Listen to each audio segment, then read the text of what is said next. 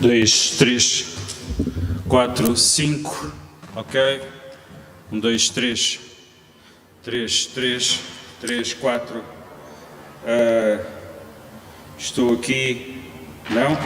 Nada? Tse. Não, não está a subir aqui. Tse, tse. Please, não aqui mais nada. Oi? Se.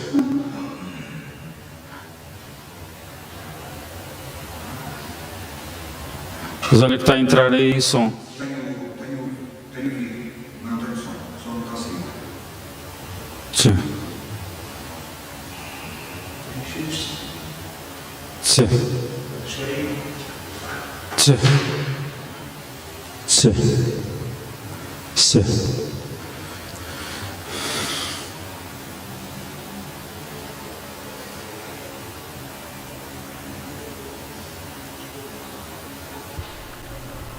Vai ter que ensinar bastante. 1, 2, 3.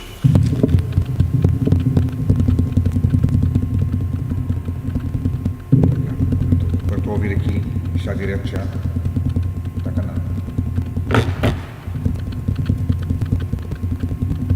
Ele entra, mas não estamos a...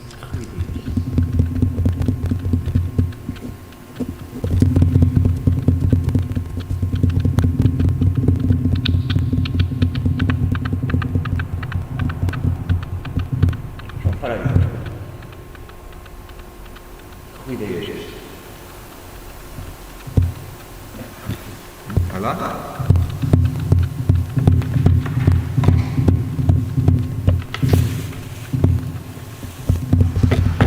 Já não está assim.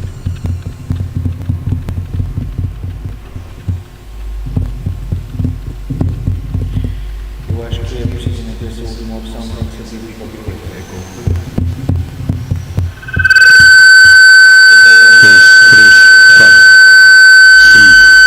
6, 7, Não, isto aqui é 8, Eu acho que é este o problema.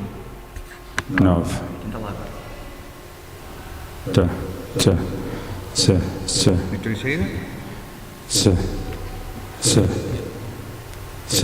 Está cá. Tá. Não está cá.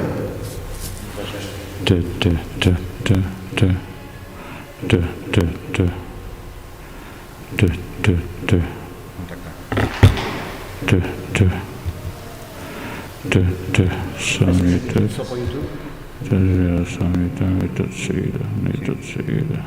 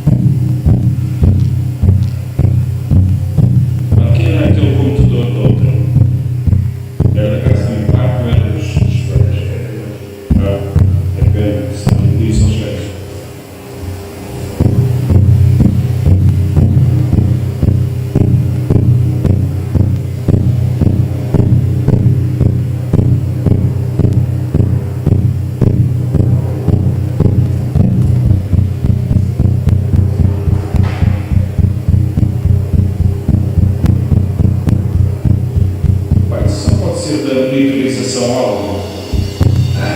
Só pode fazer monitorização áudio. Agora não está então para lá.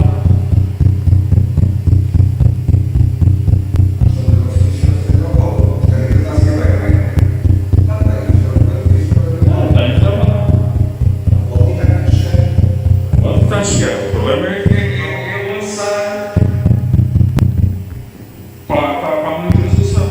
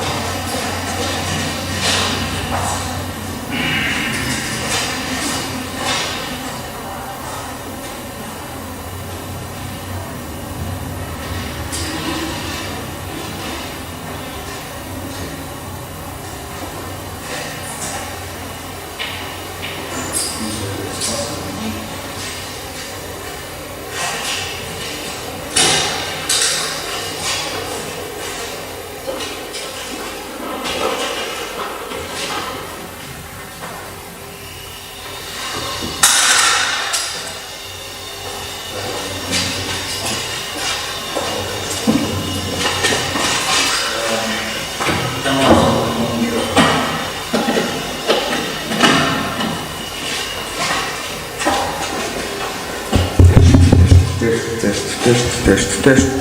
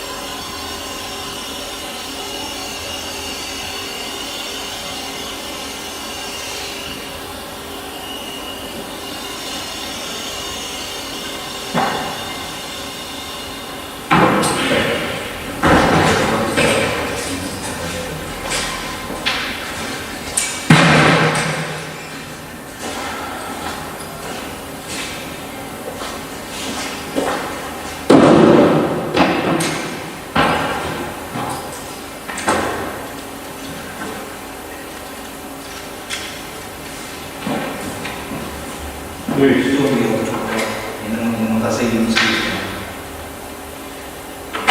Agora preciso de mais um favor. Sim, preciso de mais uma coisa. Dos fones. Preciso que me tragas os fones. Os fones, não queria usar mais ao tempo.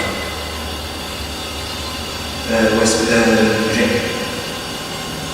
Sim, jeito. É aqueles que lá estão, aqueles são profissionais da nossa escola. Sim, exato.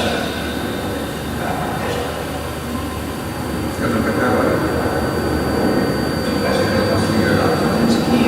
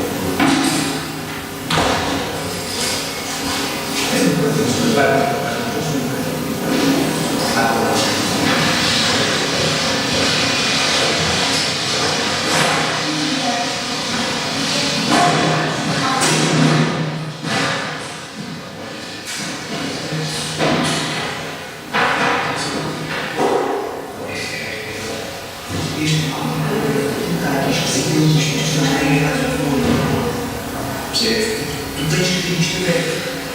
Não se inscrever, agora vai acontecer é o seguinte. Agora, eu sei se é um som.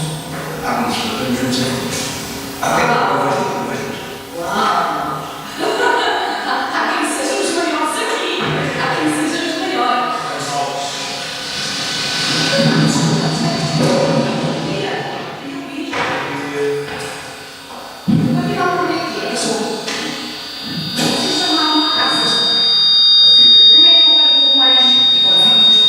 Calma, isto se quiser. Não chega. Isto não acabou. Mas tem que ir ao ponto.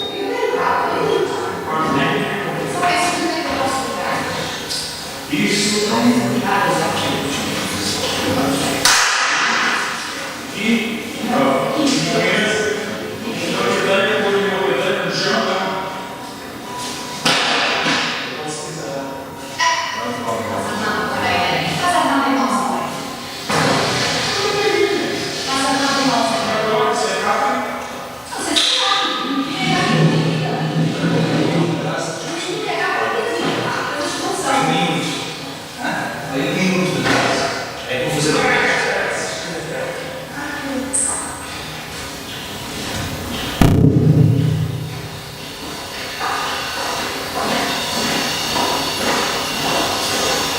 Você vê esses números todos?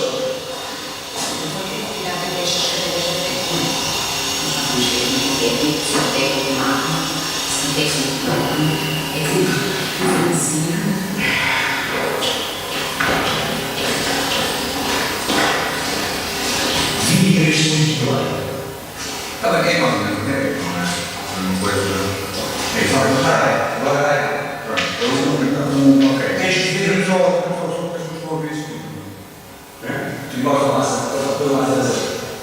O primeiro agora atrás. Sim.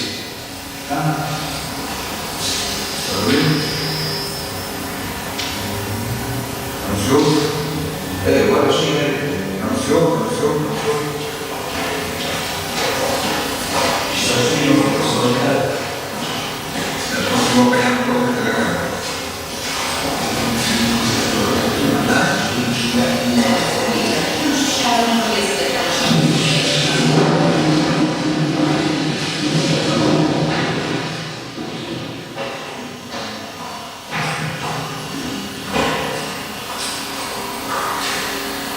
Está difícil, não está funcionando.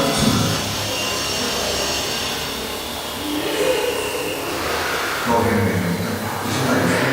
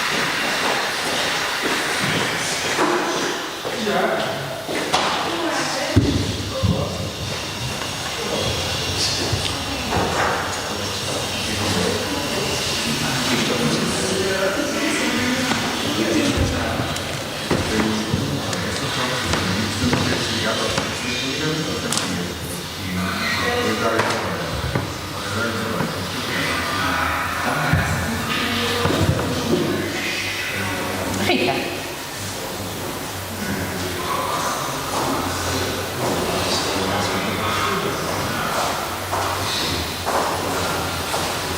Se a gente conseguisse acomodar a posição das mesas no lugar. Mas as mesas muito grandes e a gente perguntava o que se não tem que tomar. Pois não sei. Mas repete, não é que Não se tem se calhar por a palavra assim se calhar. Mas tem que perguntar a ele.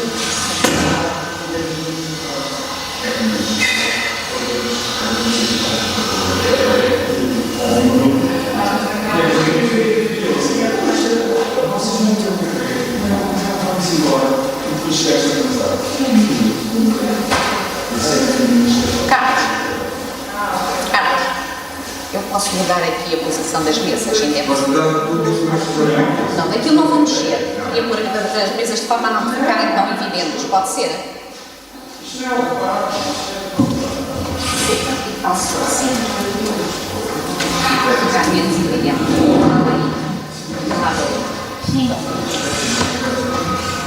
Sim, com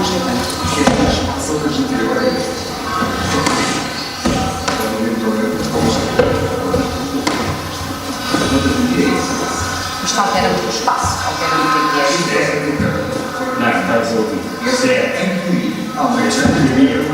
Os trajes. Opa. Não, é que influência. Opa. Fazer coisas com os trajes. Vocês não vão mais João, bem. João, é assim. Depois sempre mais coisas aqui. João. No chão. Toda a gente fazia no chão. Eu estou no chão. Olha, eu fico assim, sabes porquê? Porque eu assim estou maior do que tu, assim mando eu, por causa das confusões. Quem manda agora sou eu. Claro, eu primeiro quero mandar. Isso foi de Rita. Sujo. Estava sujo, então não limparam. Mas encostar o mais possível. Vai lá para lá ao lado. Eu acho que assim as mesas ficam bem. E é só um? Eu sou uma pessoa. A minha cara é mais. Não só mais, não tens com mais. Vai não dividimos.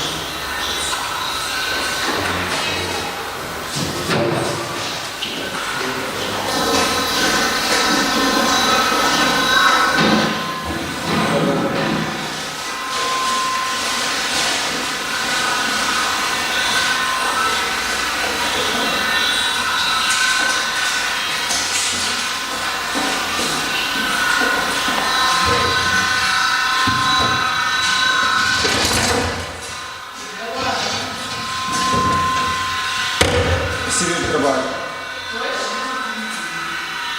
Diz que tomou hoje muito. Fiquei cá para 2 meses.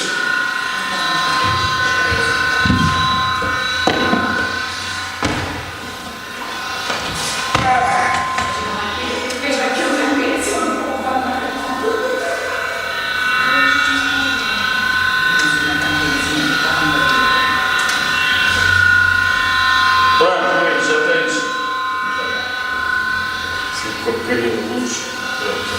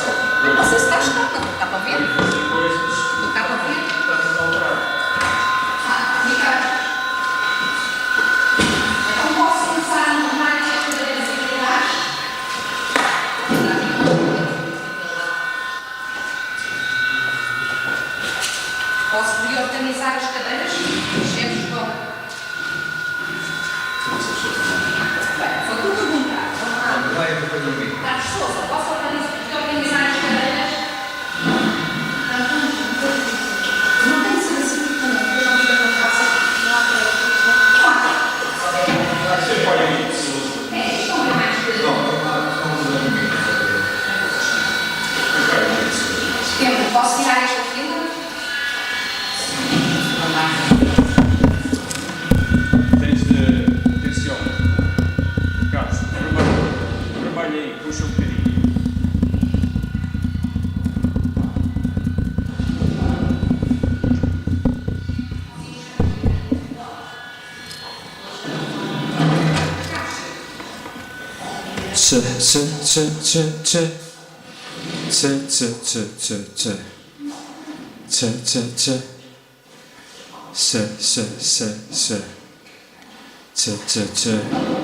Quando houver coisas disto nestas salas, nós temos que estar presentes nas reuniões. Não havia? Não houve reunião. Não, mas temos que preparar. Está bem, mas não dá porque nós, a parte técnica é muito importante.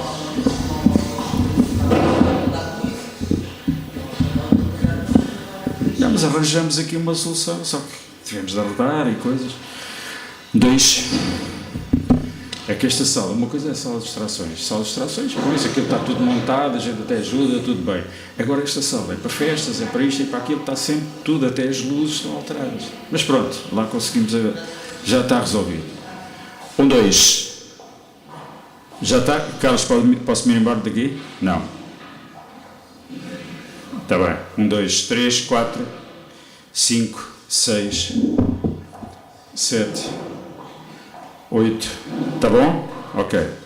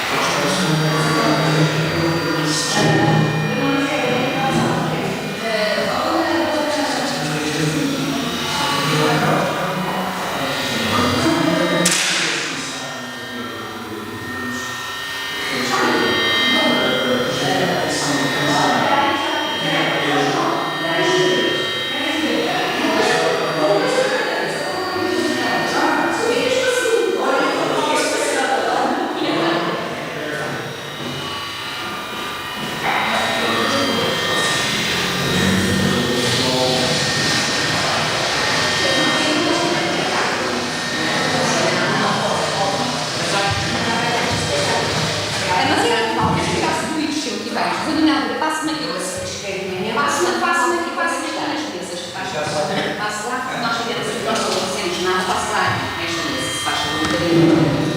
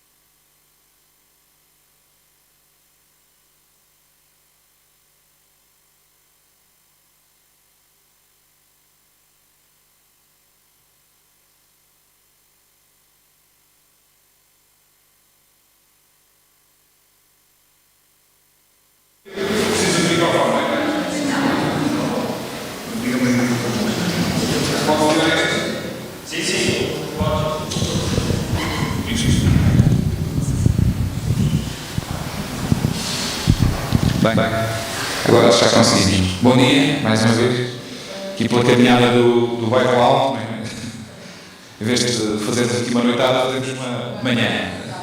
Muito bem. Bem-vindos aqui a São Pedro de Alcântara. Esta é uma sala muito bonita e que temos agora organizada para alguns encontros e que também está à vossa disponibilidade sempre que necessitem. Podem pedi-la para os vossos serviços porque é muito simpático para grupos mais pequenos. E, portanto, hoje estamos aqui numa iniciativa tripartida, no fundo, aproveitando o facto de termos uma especialista numa das matérias que para nós tem grande importância, o facto de ela estar de passagem pelo nosso país em trânsito, e agradecendo já à doutora Lúcia e à doutora Laura, que estão aqui connosco e que a seguir vão tomar posse aqui da conferência, mas no fundo para vos explicar que da parte da Direção de Infância e Juventude e da parte da Direção dos Públicos Vulneráveis e da VOLT, portanto houve aqui um encontro de interesses para organizar esta pequena conferência. E não fizemos mais do que isso, portanto arranjámos apenas o espaço, fizemos os convites, agradecemos também à Direção de Comunicação o facto de ter colaborado connosco e ao Gabinete de Relações Públicas, que depois tratou da divulgação. Sabemos que há imensos eventos nesta altura e, portanto, este é muito específico, tem a ver com o facto de nós podermos trabalhar questões específicas da valorização e da forma como podemos conhecer as empresas para depois proporcionar às pessoas que têm outras capacidades, não diremos que têm mais nem menos, que têm outras capacidades, oportunidades depois de emprego. E, portanto, da nossa parte, as nossas boas-vindas. Passo-vos agora aqui um bocadinho as outras entidades que estiveram também connosco na organização dos departamentos e depois começaremos rapidamente a conferência. Pronto, é só mesmo para agradecer à doutora Laura e à doutora Lúcia esta oportunidade de falar aqui para nós, em nome da Unidade de Apoio à Deficiência da Direção de Intervenção de Públicos Vulneráveis. Agradecemos muito e esperamos que seja uma manhã muito produtiva para conseguirmos aqui algumas ideias da integração destas pessoas no mercado de trabalho, que para nós é de facto agora o caminho e é muito importante, não é, aproveitarmos estas potencialidades para eles. Bom dia a todos.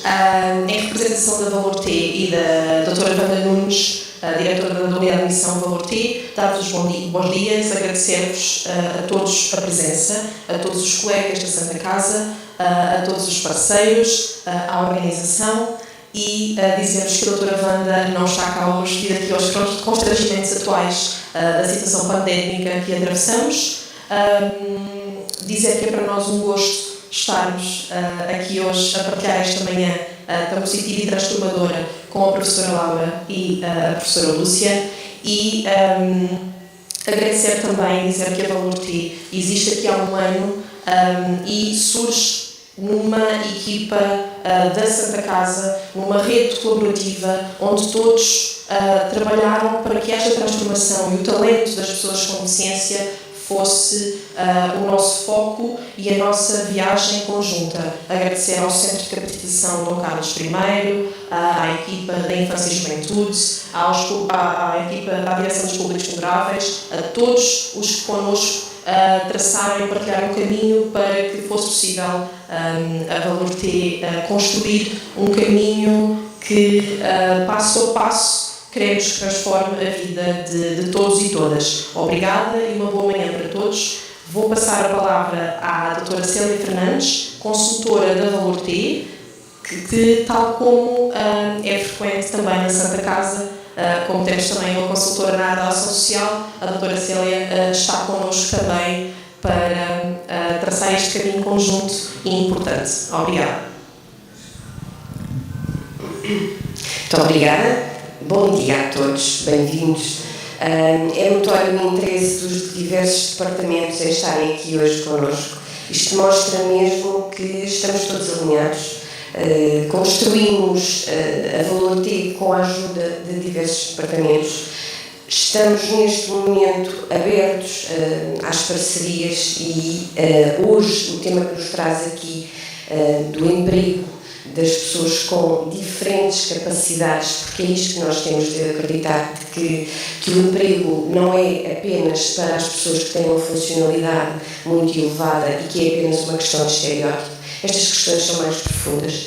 Temos de acreditar também que há pessoas com diferentes funcionalidades que muitos de nós nunca acreditariam que tivessem um lugar no mercado competitivo de trabalho e têm.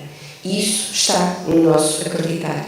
É nessa linha que temos feito um pouco todo o trabalho de consultoria e alavancagem do desenvolvimento da Valor T, que tem feito já um grande percurso nesta área da integração das pessoas com deficiência a nível nacional.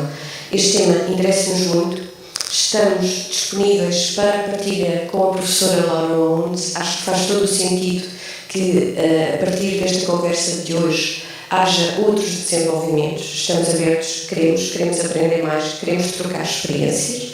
Depois a Lúcia ali no cantinho do ouvido fará a tradução e mais tarde teremos também a oportunidade de falar e dizer que é muito importante que este caminho seja feito efetivamente com todos. E isto não é uma frase feita, é uma realidade. A Valor T e outros departamentos e o avanço e a colaboração, ainda há pouco, nos minutos iniciais falávamos lá fora das diversas redes, das interseções que fizemos entre nós, do que construímos juntos. E é este o caminho, está mais do que provar que é este o caminho. Portanto, desejava a todos bom trabalho, dizer também que gostei muito de rever aqui algumas caras e perceber que estamos, lá está, todos em rede e nas diferentes posições a lutar pelo mesmo objetivo. É isto que nos une, é isto que nos move e é isto que a Valor T tem para oferecer, não sozinha, com todos. Obrigada, bom trabalho. Bem, então vamos dar início aos trabalhos, só para brincarmos um bocadinho com a questão do nome da conferência, a que chamámos um fato à medida, porque eu penso que é aquilo que melhor define aquilo que podemos querer para o trabalho das pessoas com capacidades diferentes. E no fundo é alta costura aquilo que fazemos e, portanto, nada mais um fato à medida e, portanto, pedimos agora à doutora Lúcia e à doutora Laura que ocupem os seus lugares para darmos início então à conferência, que elas sim são as nossas estrelas, os convidados. Muito obrigado e bom trabalho.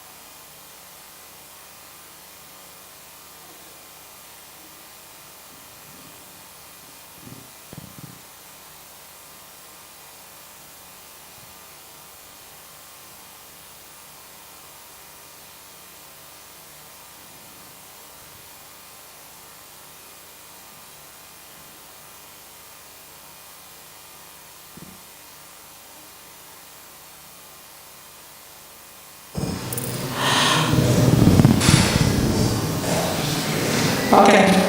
Pronto, eu não sou estrela, só estou aqui por acaso. So, I'm here only to introduce Laura Owens. I work with Laura Owens since my PhD. One day I sent an email to UWM, the university in Milwaukee, and asking to go there and learning more about transition and support the transition of youth with disabilities. And she said yes to someone that doesn't speak English at that moment, and she received me, and here I am in Milwaukee, and I think it was in 2010, yeah, and was these epic events of our lives. So Dwight, it's there, it's a job trainer. It's a good job trainer. And Laura has an important person in the United States, so she owns a company, CEO. She is the CEO of CEO. CEO means Creative Employment Opportunities. And also she teaches, of course, I went there because she was a teacher at UWM. She teaches at UWM. And also she is the president of Transgen. It's a national association that works from Washington but has several branches across all the United States, and she is the president. So she's a very important person that we have here now and today. It's true, but more important than that, it's what I learned with her, walking and shadowing her, because she has like this inclusive style of life. The people with disabilities make part of her life. So, for example, I remember one day we take an Uber in Washington, and the driver asked her, "Well, where are you going?" Well, I'm giving a conference about disabilities. Really? Yes, yes. And then she started to speech with the driver. Yeah, they can work. Because they can work, yes. Yeah, they can work. So all the travel was a sensation moment. And she has friends, and I admire her on that. She has all these job titles, but she never stops to go to the field and support in the field people with disabilities. It's not true, Dwight? It's true. Definitely it's true. So thank you, Laura, to be here. Thank you. Thank you. And thank you for you to be here. Okay.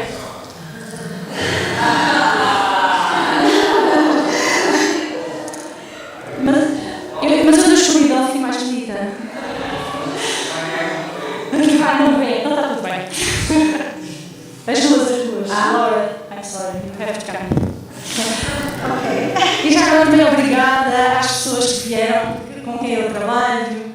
Ana Cascais está aqui, só para termos a noção, está aqui a equipa de Cascais, a Câmara Municipal de Cascais, portanto aqui está a Valor T, depois estão as equipas da Dom Carlos, estão as equipas, onde é que está?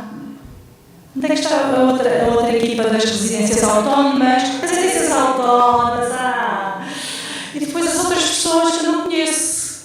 Conheço ali o João eu conheço. Está ali a Anabela, que é da FMH, e trabalha connosco lá na Faculdade de Eletricidade Humana. Portanto, estão aqui realmente bastante instituições aqui representadas nesta bonita sala. Okay, Laura. Okay. I have to say it here. I have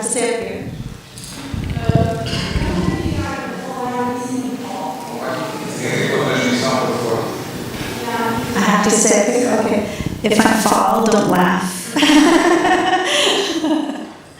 All right. Well, that was a fabulous introduction. But I have to say that I will try and speak slowly so you can understand me. I tend to talk very fast.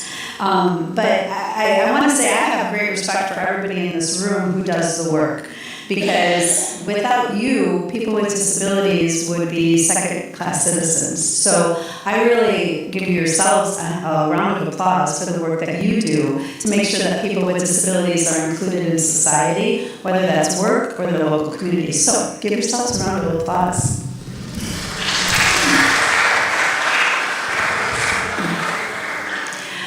I think we don't give enough credit to the job coaches, to the residential people, to the people who really do the work, the boots on the ground. So I really have a great deal of respect for you. And Lucia has been a phenomenal support in my life. And even though she might have learned a lot from me, I've certainly learned a lot from her.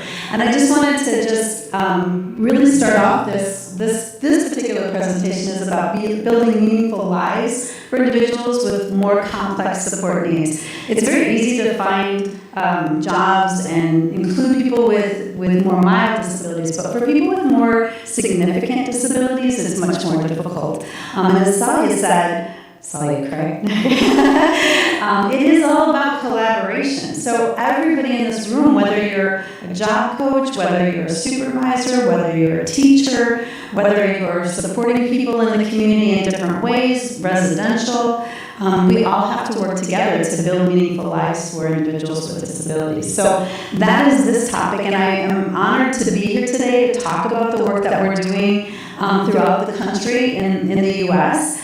Again, I learned so much from you, so when we have our break, I would love to talk with you to find out what you're doing, because I think, we don't work in an island. We want to make sure that we all learn from each other.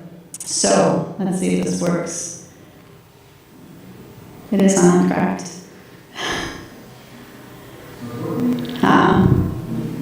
It's on.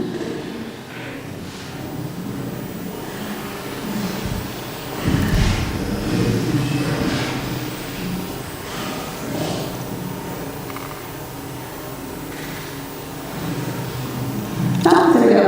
Okay, thank you. Obrigada. Bom dia and obrigada are the two words I know, okay? I'm gonna build my vocabulary, but that's pretty much it.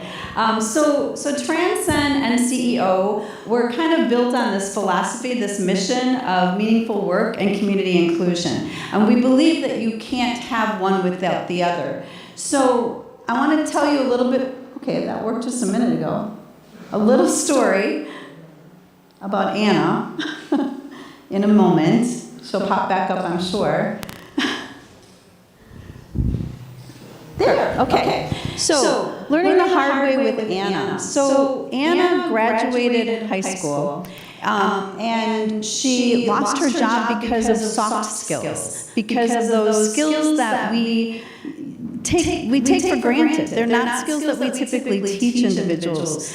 So the communication skills, the teamwork skills, the social skills, those are the things that caused her to lose her job after school. She couldn't use transportation. She didn't know how to get to and from places because everybody transported her. So she was transported by the school. She was transported by her family. So she couldn't use public transportation. She didn't know how to use a phone. She didn't know anybody in her neighborhood. So literally she went from school to home, so from home to school, back and forth. That was kind of her life. She didn't know how to shop. She didn't know how to cook. She didn't know how to clean. And this is somebody who's now 21 years old, who we've not really taught the skills that are essential to build a meaningful life. So most of the time when she graduated school, she sat at home. She lost all connection with people in her school. So any friends that she had in school, she lost connection with because she couldn't use a phone and she didn't know how to get places. So she led a very, very isolated life when she graduated high school, and that's not what we want for students. When students leave school, we want them to have a robust life, to build friendships, to have more friendships, to work together with other people. So we learned the hard way that what we didn't do in school, we needed to think about how we can build that. So, next slide.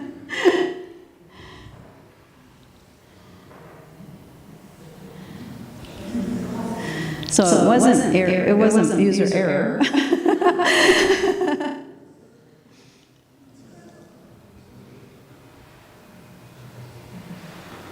Okay.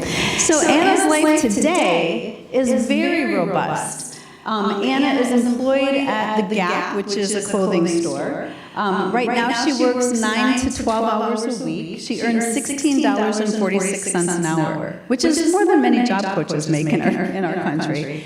She is learning to cook at Project Open Hand, which is a community organization that works with homeless people to cook meals and deliver meals to people who are sort of sheltered at home. She is swimming and taking Zumba classes at a club called 24-Hour Fitness. She's learning to clean at a local group home. She still lives at home with her mom, but she's learning to clean at this local place. She independently travels around using the metro all over town. She's considered the mayor of the Mission, which is the area in which she lives. On weekends, she goes to church. Her neighbor Iris goes to lunch with her and her brother and their friends, and she's building her social network. She loves karaoke. When I visit her in San Francisco, in Japantown, she goes to karaoke. She makes me go to karaoke. It's not a pretty sight, but she's very good at it. And she's also taking computer classes at the local community college. So her life today is much more robust. She's got a job. She's working in the community. She sings. Everybody knows who she is. She's cooking. She's part of the community, and everybody knows Anna now. Very different from when she first graduated high school. And so there was a hard lesson for us to realize that we didn't do a very good job in training and supporting her while she was in school so she could lead a meaningful life when she graduated. Next slide.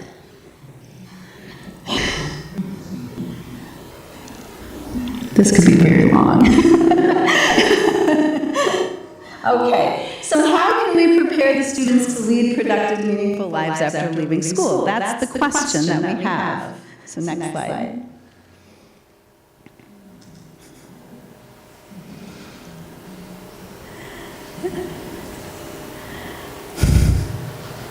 All right, where do we start? We can just move on.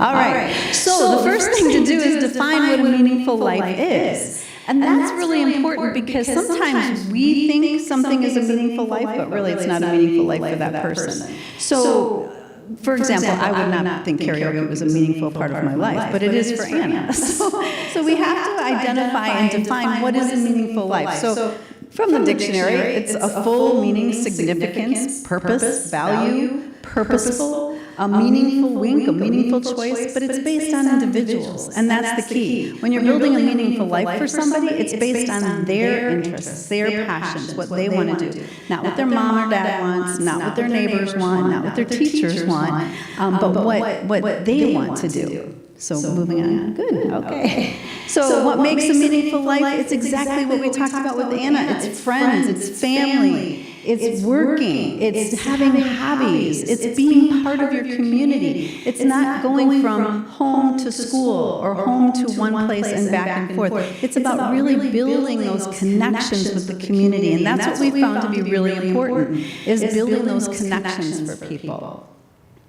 So what makes a meaningful life? Money. If you have money, you can do a lot of things. And so work is really important. It's part of building a meaningful life. It gives you that self-worth to be able to go out and be able to buy the things that you want, to be able to do the things that you want. I remember the first person that I helped find a job, and she got a job and she got her first paycheck, and she said, "I want to take you out for lunch." And I said, "Oh, no, you don't have to do that." She said, "No, I want to take you out for lunch." And I said, "But you really don't have to. I mean, I'm really happy." But she said, "You don't understand. I've never been able to take somebody out to lunch before." It gave her self-worth. It gave her meaning. It gave her purpose. Engagement in the community, so being part of that community, developing friendships. How many people have friends outside of your high school when you graduate high school? Most of us have friends. We build our friends by work, by being part of the community, by being part of your church, by being part of your community organizations, and playing a valued role. Being included, not just integrated. And people think that's semantics, but it really makes a difference. You can be integrated. We could have somebody integrated in this room right now, but if nobody talks to them, if nobody engages with them, if nobody talks to them about their interests or passions or what they're doing this weekend, then they're not really included. And then the same is true. So for Anna, when we started working with her, it was very one-sided. So we would ask questions like, "So what are you doing this weekend, Anna?" "Oh, I'm going to go to karaoke." Okay, so the next question is, "What are you doing this weekend?" And so we had to teach those skills because she didn't understand how communication is reciprocal. And when somebody asks you that question, you want to ask that question back. So playing that valued role in your community, having a happy home, having a place to go. So many people are still isolated in segregated living situations. And so they don't often feel it's theirs, it's somebody else's. So having your own space, having your own room, having your own apartment, having something that you can call as yours. Health. We know, the research shows us that health is related to building a meaningful life. Health, positive health, is part of employment. We know that when you have a job, when you feel self-worth, you are more healthy. Having choices and options builds a meaningful life. And that's why I said it's not just about we telling people, here's a meaningful life, and this is what we've got, I'll take it off the shelf, and this is your meaningful life. It's really changing all the time. It's changing based on interests, based on experiences. And so giving people choice and options, and not a choice of two, because a choice of two is a dilemma. You gotta give more. So allowing people to experience all kinds of opportunities. And even if we don't feel that it's the best choice, it's not our choice to make. How many people in here have never made a mistake in their life?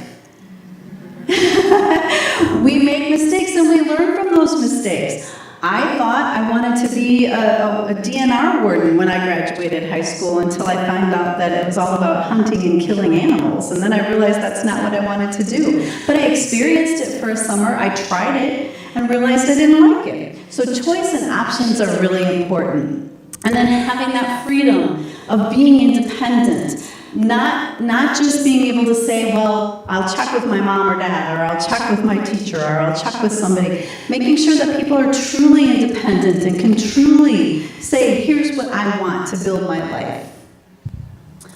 So the first thing that we will do is we'll build what we call a positive personal profile. We really believe that it's not about programs. It's about people. And so we have, and again, it's semantics a little bit, but it's not about, here's a program that we're going to fit somebody in. It's about a service that we're going to provide an individual. So the starting point is to determine what is important for that student, what is important for that individual, what do they like at this moment, and then how can we build on that.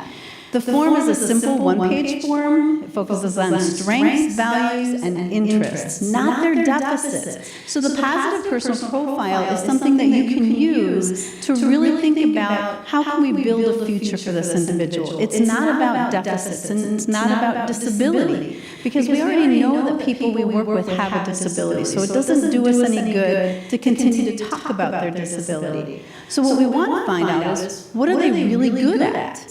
What do they like? What's value in their life?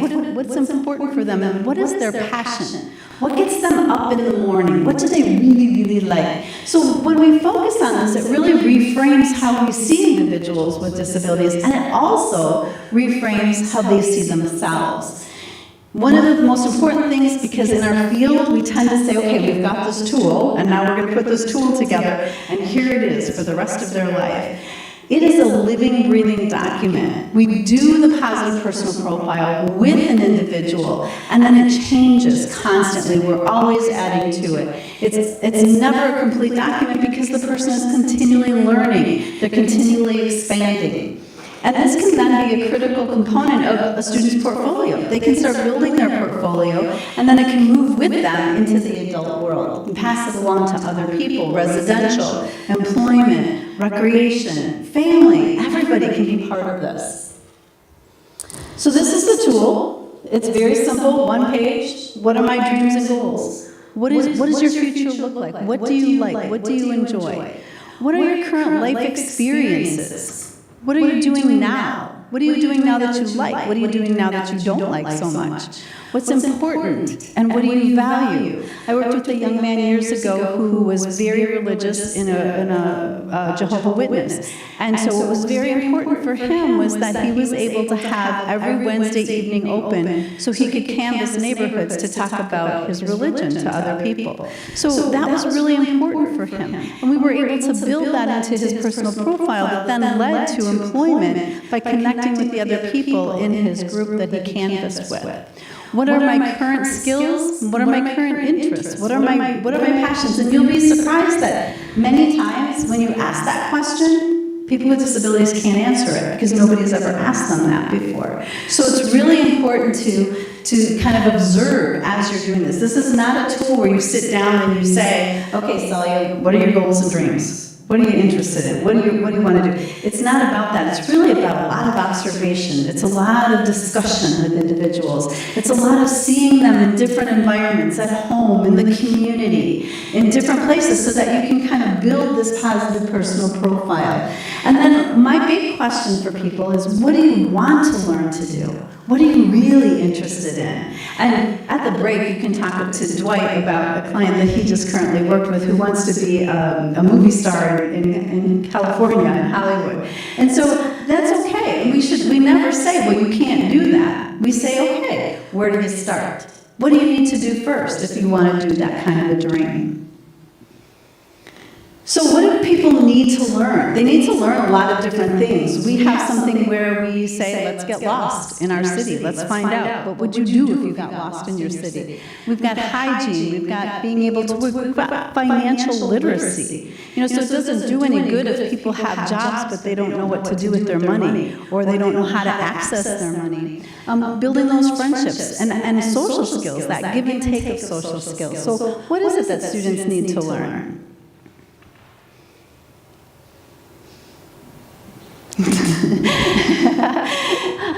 So this is another tool we use, and it's an assessment tool for community skills, and we use it in different ways.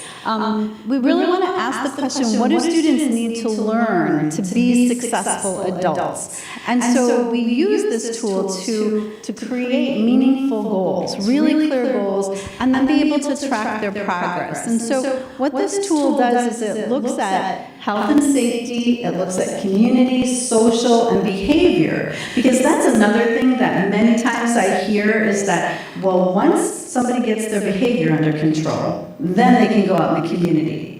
Well, they're never going to get their behavior under control if we don't allow them to be in the community. People are chameleons, and they will adapt to the environments in which they are working or living or participating. And so it's really important to understand we can't put parameters on people with disabilities and say, you have to act a certain way before we can allow you to be in the community. We want to teach people in the community. That's where they are going to be able to participate, and that's what we want to do. So this behavior one turns out to be very important, because even if they score low in that behavior, we know what we want them to do. We know where we need to support that individual. And so it's a tool that's on an Excel spreadsheet, and we plug in numbers. And on the top, it's 1 through 5. Do they do it always? Do they do it never? And then all in between. And then from there, it kind of adjusts to a schedule. So on this one, it's kind of hard to see, and I apologize, but this person has a 2.2 score on a scale of 5.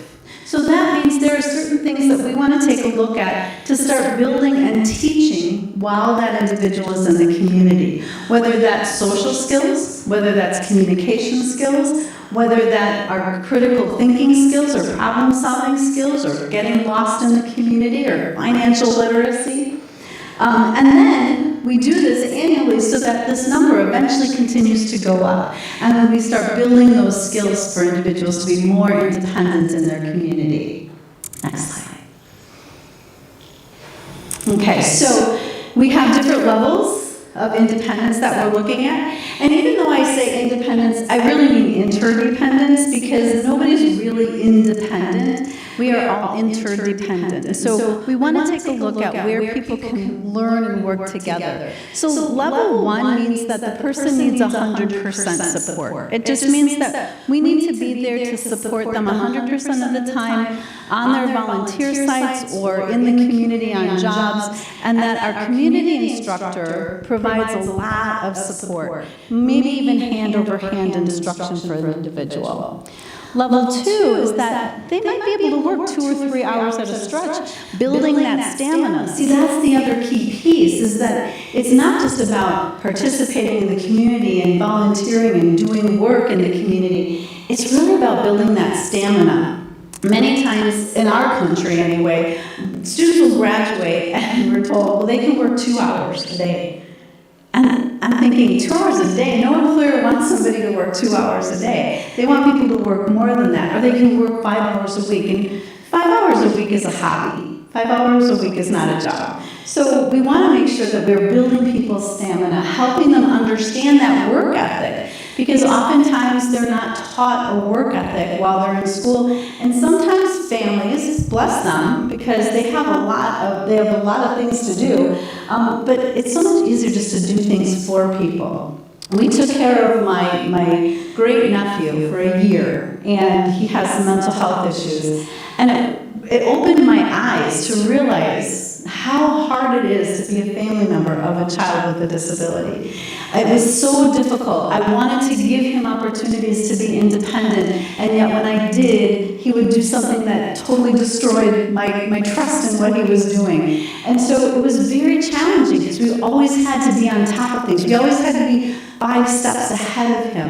And so I had a whole new respect for what families have to go through. So this is where we come in to build that work ethic and to help families understand we want them to also help that individual learn to be as independent as possible at home. Level 3 is that they could be employed in a paid position, or they are employed in a paid position. And they're able to use the tools like charts, checklists, smartphone apps, things like that. And the job coach isn't really needed a lot of the time, maybe 75% of the time. Level 4, they take the initiative to find a supervisor or a coworker or a manager. So you can see that this next level is really important, that now they don't really need a lot of job coaching. They don't need a lot of us. They need a lot of people supporting them on the job who are there to support each other on the job. And then finally, level 5 is they're being able to work very independently. They can earn a living wage. They understand how to pay their bills. They're kind of financially stable and secure. They might just need some spot checks once a week or so. So these are kind of the level of independence or interdependence that relate to that skills assessment that we use. We also can use it for self-reliance, so for students with more significant disabilities, we can kind of recalibrate it to kind of look at the same sorts of areas, only looking specifically for that individual. So you can take these headings and adjust each one of these areas to look at self-reliance. How are people being able to really kind of build their own self-worth and build their own understanding of how they can take control of their life. So the life skills assessment can look at specific skills, but it also can look at those social skills. So what do we teach and where do we teach is really important. And I think so many times we think that we have to teach people in environments and then bring people into the community. And what we know from research over the years, 30 plus years of research, is that people with disabilities, particularly people with intellectual disabilities, have a very difficult time generalizing skills. So they can complete a task or complete an experience in one environment, in a segregated environment, but when you bring them into the real world, they have a hard time generalizing those skills. So the where and what we teach is really important.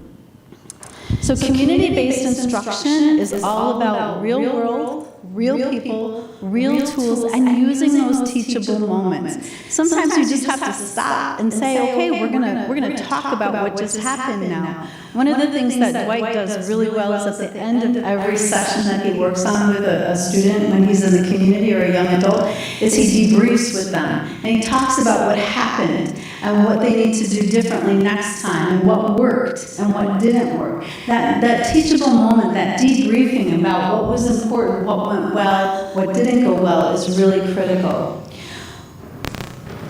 You're moving along, huh? Okay. So can you just go back to the next one? Okay, so where do these happen? And then repetition is really important. I just wanted to get to that one. Because it's not going to happen one time and the person's going to learn. We have to repeat it in different environments. We have to repeat the task over time, over years, over months. So that's really important as well. Okay, now you can move on. So it's not about field trips. It's not about taking people on outings. If we're going to bring multiple people in the community to teach skills or to do community-based instruction, we want to make sure that it's no more than 3 people at a time. Because otherwise you have a roving gang of people with disabilities. And people in the community don't typically talk and communicate and participate with a bunch of people with disabilities. But they will come up and talk to people on a one-on-one basis, or if there are 2 or 3 people.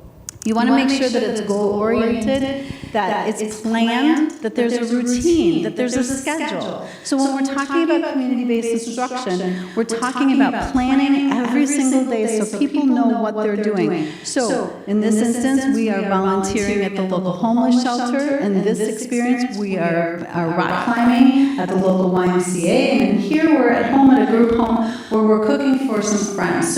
And we know what happens on Monday, on Tuesday, on Wednesday, and Thursday. So again, multiple visits, providing lots of opportunities for people to practice and make friends, and then collect data. I can't emphasize that enough, that too many times we just do a lot of things with people, and then we say, yeah, I think they're making progress, or yeah, I'm not sure that they're making progress. But if you don't have data, that hard data to show that there is a trend that this person is working, then we're just making assumptions. And so we don't want to do that. We want to make sure that we are collecting clear data so we can see the measured progress.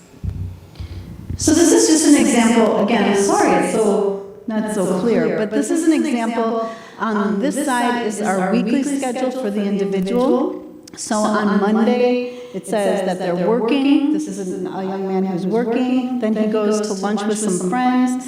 On Tuesday, he works again. Then he goes and he works out at the local YMCA. Wednesday, Thursday. So it builds his day. He knows exactly what his schedule is every day. And it changes from time to time based on what he's doing. But what's really important is that you look at Saturday and Sunday too. We forget that people with disabilities also need to build meaningful lives on the weekends as well. So we also build in, he's got to go grocery shopping, or he's going to go to the local baseball game, or he's going to church with his mom. So building in that full schedule of activities so he can see and you can start seeing the rich life that you're building.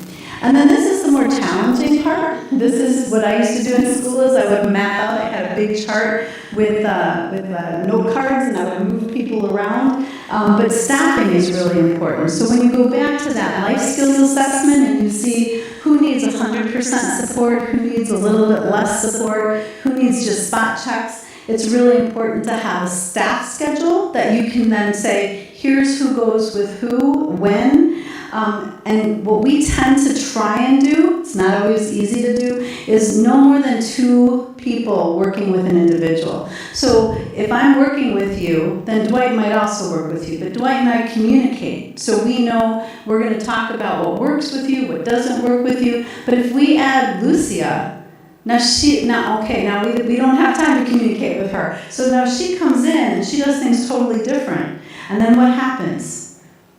She has behaviors, right? Or she can't do it. And then everybody goes back to square one and says, well, she's not able to work in the community, or she's not able to participate in the community. When really it's us. It's the professionals that goofed up. It's not her. So we try and have just 2 job coaches or 2 people supporting 2 community instructors so that it's a little more consistent in what we're doing and how we're teaching people.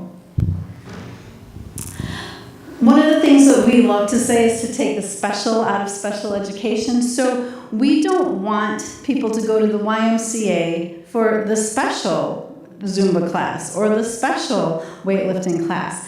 We want them to go to the YMCA and take the Zumba class that everybody else takes. We want them to go and lift weights with everybody else. We want them to maybe have a personal trainer alongside somebody else.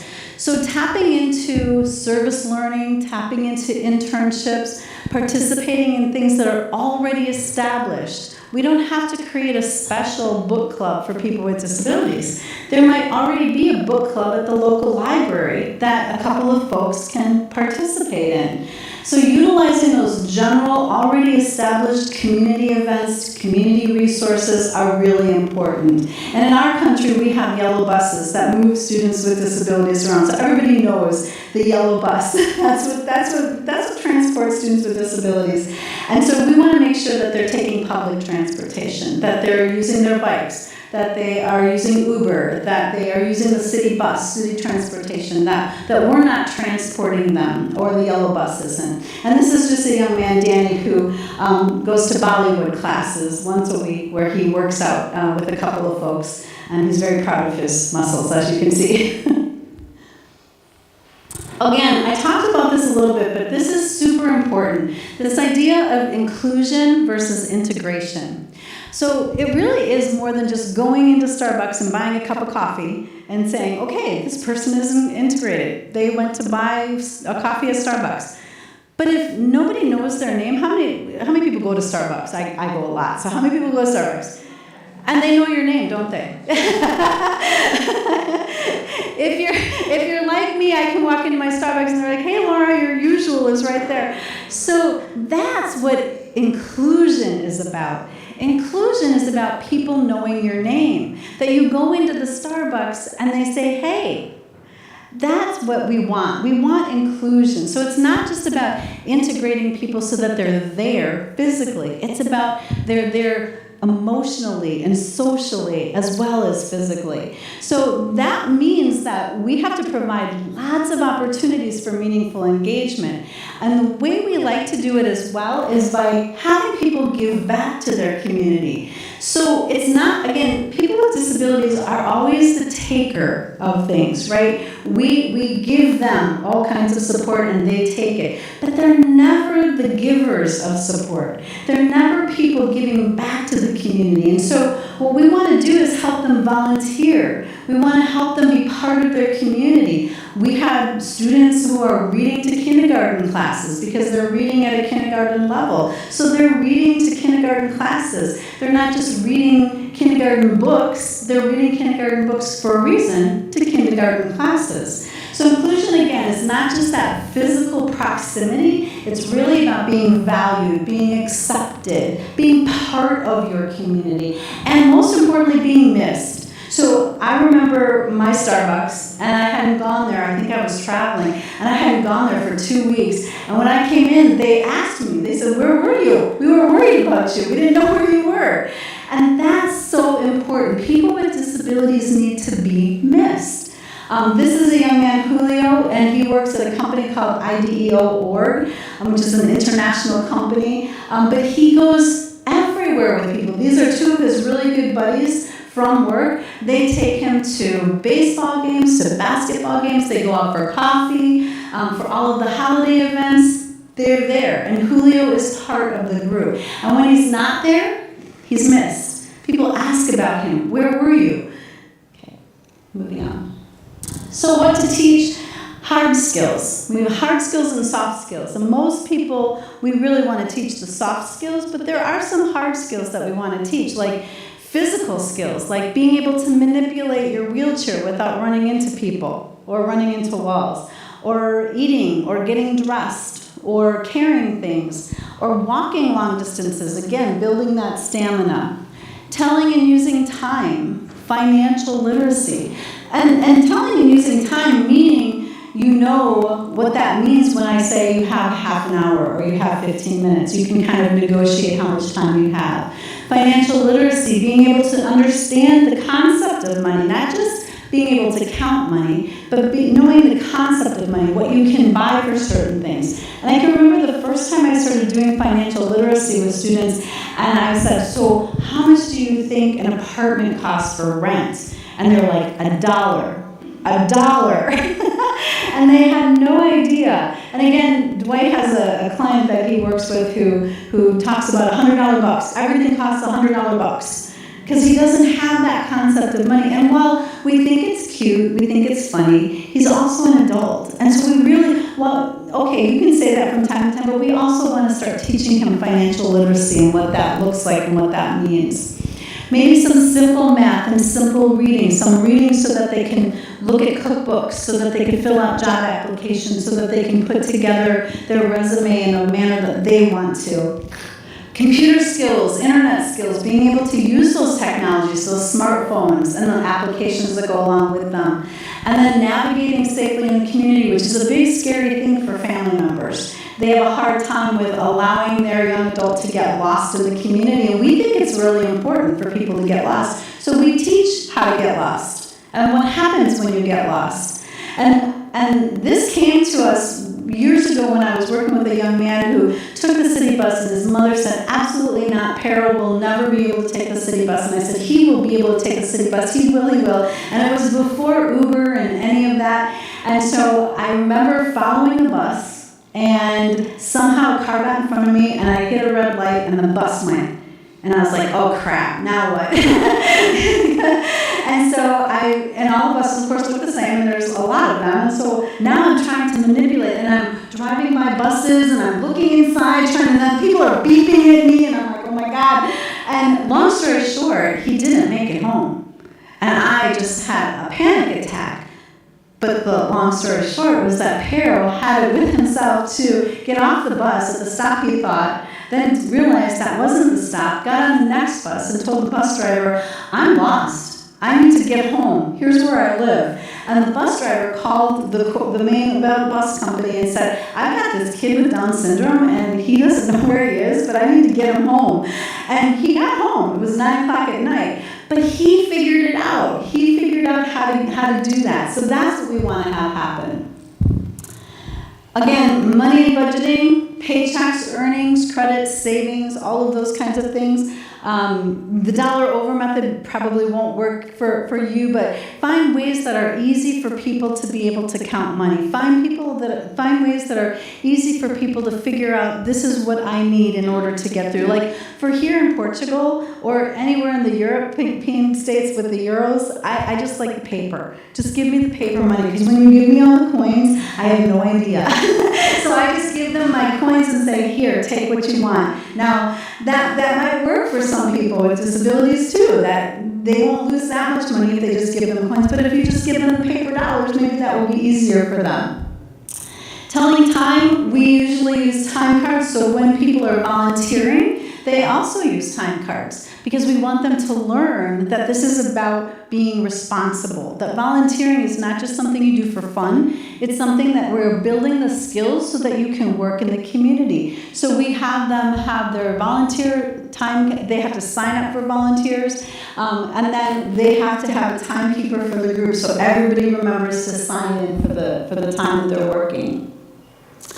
Soft skills are really important, and these are the skills that employers, which I'll talk about later, these are the things that employers can't teach. These are the things that we have to teach people. So prioritizing and managing responsibilities and managing your time, making judgments and problem solving, communication, the reciprocal communication, not just the one-sided communication. What are professional behaviors, and what does that mean, and what does that look like? And it looks different depending on what business you're in. Being able to advocate for yourself and then being able to focus and complete a task are soft job skills. That stamina and endurance and being able to complete a task before you take your break, being able to work for more than an hour at a time. Work ethic, motivation. You know, many times we, again, when we're building meaningful lives, we build them around us and what we think what we like. It's really about the person. And so that motivation is really important as well, because people work for different reasons. Most of us work to pay our bills, but for people with disabilities, it might be the social. It might be just to get out there and develop friendships. It might be to get out there and just get out of the house because they're living at home. So that motivation is really important, and getting along with other people. And, you know, if you have a disagreement, how do you disagree with that person? Taking the initiative. All of those things are job skills that are really important that we can teach in the community before somebody is working on a job. Manners, work ethic, and initiative. Again, that self-worth that I am also a helper, that I'm not always the person who receives the help, but I am also the helper. I help other people. People rely on me. People miss me. Professionalism, like an inside voice. Okay, my husband will tell you, he will tell you that I guess don't have an inside voice. Apparently, we were on the plane from Madrid to Lisbon, and he goes, I heard the whole conversation you had with that woman. And he was 3 seats behind me. And I said, I thought I was talking softly. He said, no, you weren't. And then things like, are you busy? So a lot of times what will happen, I'm sorry, I do have to step down. A lot of times what will happen is somebody will just stand there. And then the supervisor was like, yeah. And so maybe instead teaching people to understand that you stand away, you know, that personal space, it's not like you go right up to them, but you stand away, and then you ask the question, are you busy? Can I talk to you? Can I ask you a question? You know, you don't just interrupt. You just don't like go right on top of somebody. And those are things we don't think to teach, but those are things that get people with disabilities fired from jobs, or people in the community as you're sitting at. This is another good story. Mitch is a young man who I was teaching to take the bus. And I told Mitch, you can sit anywhere on the bus that you want to sit. Well, there was nobody on the bus except for one man. Guess where Mitch sat? And this man looked at me, and I'm like, I told him he could sit anywhere he wanted. and Mitch was like 6'5", big guy, looked like a, you know, big football player. And I couldn't get him to move. He wanted to sit there. So the man got up and moved. So just little things like that, because again, when that happens, society looks at people like Mitch and goes, oh God, if he gets on the bus, I'm getting off. So we want to help Mitch understand that if there's only one other person on the bus, you probably don't want to sit next to him unless you know them. Work ethic and getting the job done, all of those things are really important. Leadership. So assigning a team leader. So if you have 3 or 4 people who are volunteering in the community, then assign a team leader to help with the quality checking. So this is a young man who's working at a homeless shelter, and they are sorting the food that is donated. And so he is the leader in charge of making sure that the carrots that are being put in for the food are appropriate. So he's picking the quality of the carrots. We've also done where there are persons as a timekeeper. We have to get this job done in a certain amount of time. So understanding those kinds of things and giving people those leadership roles within the context of community.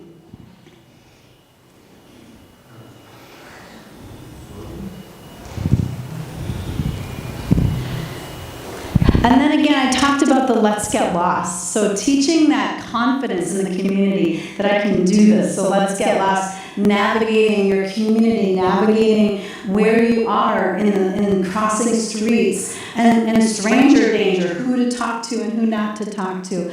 Problem solving, like Pero did. He got off the bus, he thought that was the right place, but then just got on the next bus that was there and said, I'm lost, I don't know how to get back home, this is my address. He pulled it out of his pocket.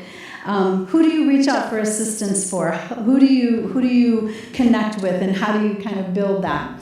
And then building friendships, really important. Neighbors and the world, building those confidences and communications.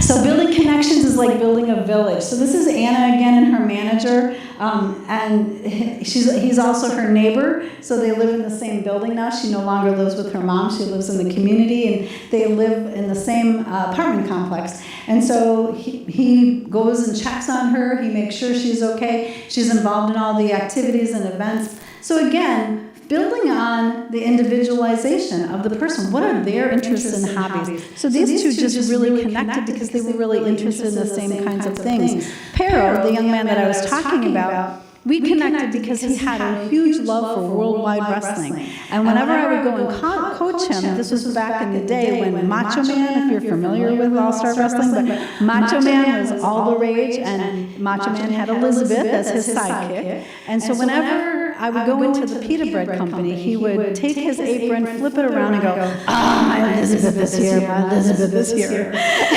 And everybody just cracked up. But then Worldwide Wrestling was coming to the arena in town, and 2 of the guys came up to Pero and said, we think you like All-Star Wrestling. Do you want to go with us? We're going this weekend. It was a great connection because he was part of that community that loved All-Star Wrestling. Are there other things that we can connect people with, whether that's church, whether that's other community-based, like reading, or going to get a book club, or learning how to cook new things, or taking a class at the local community center? Teaching those friendship skills, again, how do you be a good friend? Like I said, you have to teach people to have those reciprocal discussions. It's not just about me asking a bunch of questions to you or them asking a bunch of questions to us. It's about give and take with that conversation. How do you use Facebook? Can we use Facebook or the cell phones? We use a lot of cooking groups where people get together, and they, once a week, will have a cooking club at their house. We've organized date nights in our California office. We've had potluck dinner clubs for groups. They've clearly gone to different events like baseball games and basketball games. PlayStation Saturdays, they invite their colleagues from their volunteer sites or their work.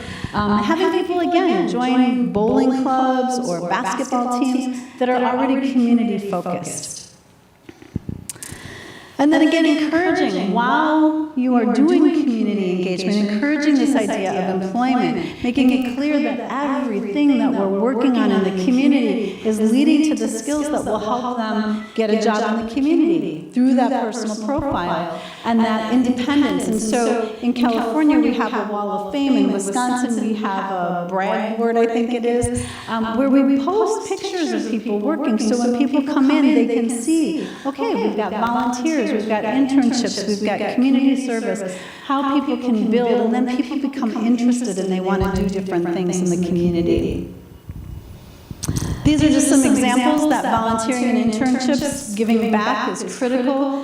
This young man worked at a place called Growing Power, getting his hands dirty, making those connections in the community, and being part of a group that was doing good, growing urban gardening. The young man in the middle, he was very interested in theater. He had a very significant physical disability, and so he was working at one of the local theaters, like a volunteer theater, and he would hand out the brochures that were there. And then the first young man, I know I was doing that backwards, but the first young man loved animals, so he volunteered at a pet shelter where he would, I don't know what they socialize the animals. So when animals would come in off the street, he would be the one who would pet them and socialize them and get them acclimated so they could be adopted. Developing volunteer opportunities in the community is really easy. We have like a one-page flyer, like a brochure that we put out in the community. And then we just tell people, if you're looking for volunteers to do things, we have people who are interested in a lot of different things. We use it as a tool to explore and discover what our community has to offer and what potential jobs are available. We also tap into our own personal networks, so the people that we know in the community. We post wish lists in the school office and the teacher's lounge. I've done it at our local laundromat as well. I post a little sign that says we're looking for people, we're looking for volunteer sites. So giving those things that people can then take and say, oh, we need volunteers in this area. So we've gotten a lot of church volunteers, a lot of community volunteers by just posting them around in the general community. And then community sites and public resources, there's always, the YMCAs or the health clubs. They have, hygiene, we can work on hygiene skills, we can work on administrative stuff. We have Ronald McDonald houses that we can teach independent living skills, stores, money, budgeting, park and recreation, teaching landscaping, and helping people understand what they really like to do and what they may not like to do. We had a young man, the park and rec was really, really important for him because he was told by somebody that he should be working in a garden center, and that he liked flowers and he liked the garden center. So we helped him volunteer, got a volunteer job in the garden center where he had to shovel manure and get mounds of dirt all over, and he just had a fit and said, I'm not getting my hands dirty. I said, well, that's what you have to do in a garden center. And he said, oh, then I don't want to be in a garden center. But see, somewhere along the line, somebody told him that would be good for him. There's lots of other nonprofit organizations, and then, again, transportation safety, getting to and from different sites. Whether you're rural or urban, you're urban, but you can, organize monthly book exchanges for kids. Like I said, we work a lot with kindergarten or preschool classes where we can have individuals go in and read, cooking. This was one in northern Wisconsin where we had a young man who was really interested. He wanted to be a firefighter, but that's probably not going to be for him. But we connected, and it's a very small fire station. So once a week, he goes and he cooks lunch for the firefighters. And so it's his way of connecting with what he wants to do. So lots of different things like that. And then again, measuring for success, focusing on the data collection, really important, because we want to be accountable with what we're doing. We want to make sure that we have clear outcomes. So what is our 500-foot level? And then what are our objectives to help that person get to that level? And what is our criteria for success? How do we know when we can move on to the next objective? And then specifically, what are the action steps that we need to do? How are we going to teach these skills, and how are we then going to fade instruction and support? And then collecting those data to summarize the project. And it can be anecdotal data, but it should also be data that the person collects on themselves as well. I've already talked about that, so we'll just scoot on. Did it go fast? You gotta go the other direction.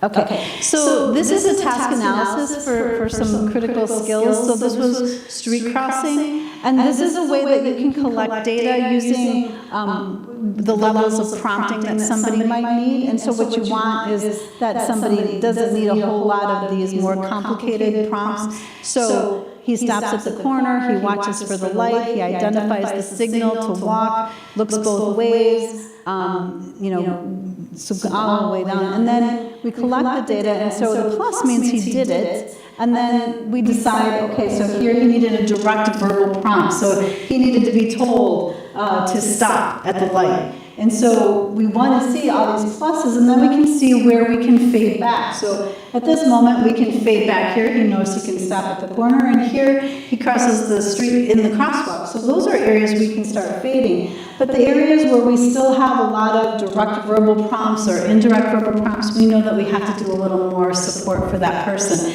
And then you can see on the bottom, it gives you this where the level of independence is. So on February 6th, he was at 10%. But here, by the 20th, he was at 45% independent at crossing the street.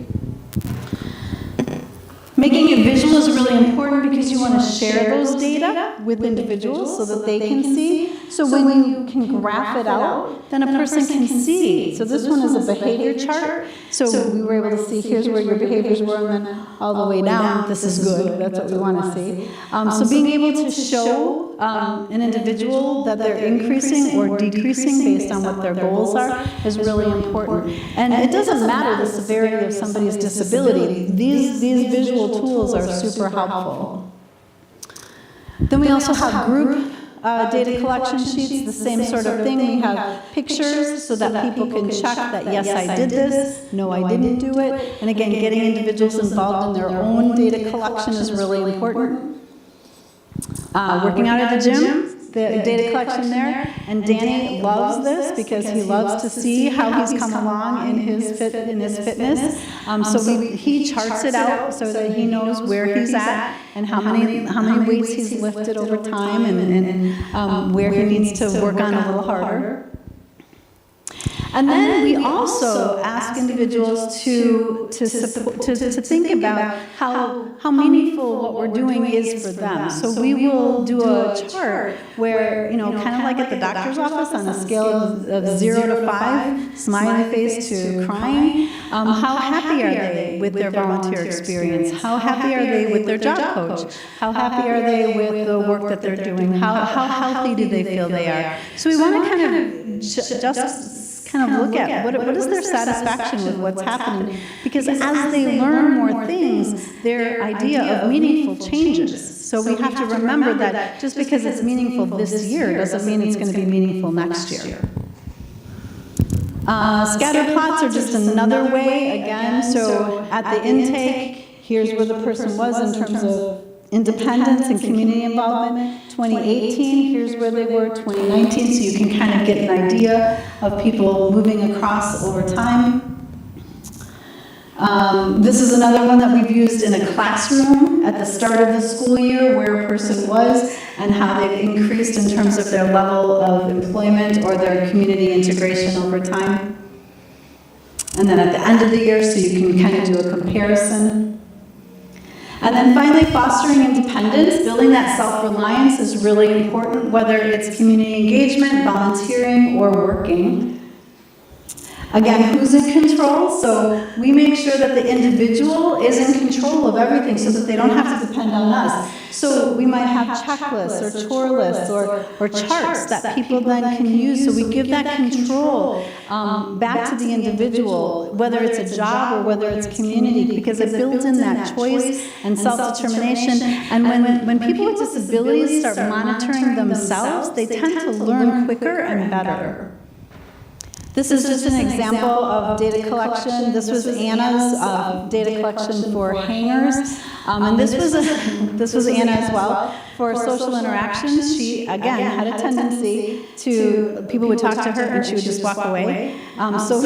So we said, here's your chart, stop, listen, and respond. And that's what we wanted her to do. And so whenever that would happen, we would observe, and then we would say, okay, in that instance, you did not stop, or you did not listen, or you did not respond. And that was a visual tool to be able to show Anna that she needed to have reciprocal communication with people.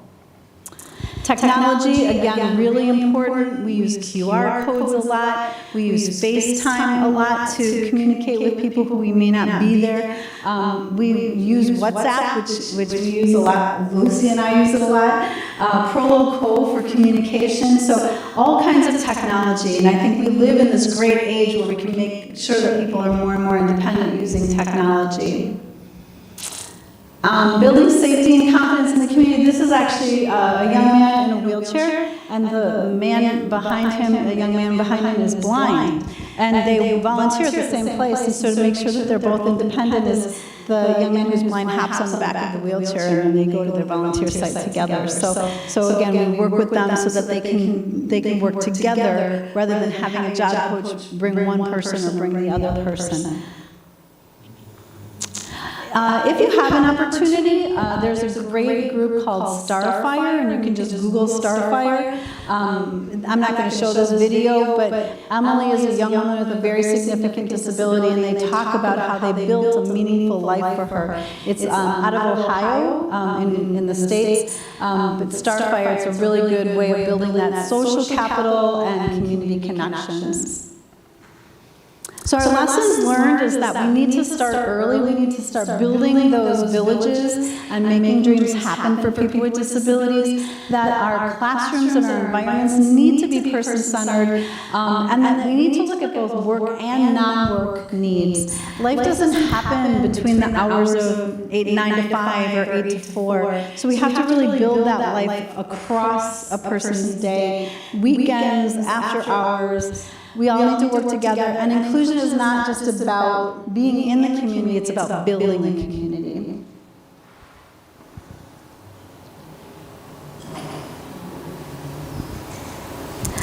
What is meaningful is different for everybody, and we learn this again through trial and error. We said, okay, this is what meaningful life is for you, but it's different for everybody. And so we have to make sure that we're listening and we're understanding people, and we are not in the lead, that the person is in the lead. And we have to support the individual to reach their dreams. Even if we don't think it's an appropriate dream at that moment, we need to figure out how we can get them there. And it's really about partnering with other people. And this is actually an artist with a disability, and she is a scuba diver. And this is really her. And so her dream was to be a scuba diver. And so nobody was going to say to her, no, you can't because you're in a wheelchair. But she did it. So it's really about figuring out how rather than can somebody do what they want to do.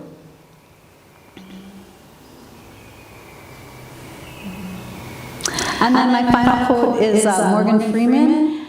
If we take all the labels away, that's when we will change this world. And I really believe that when it comes to community inclusion. So I love that quote. And that's my talk for today on meaningful community engagement. So thank you.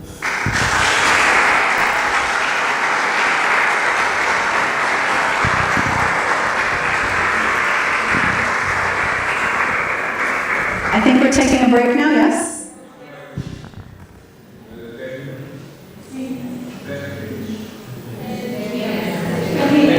10 minutes, okay. 10 minutes, okay.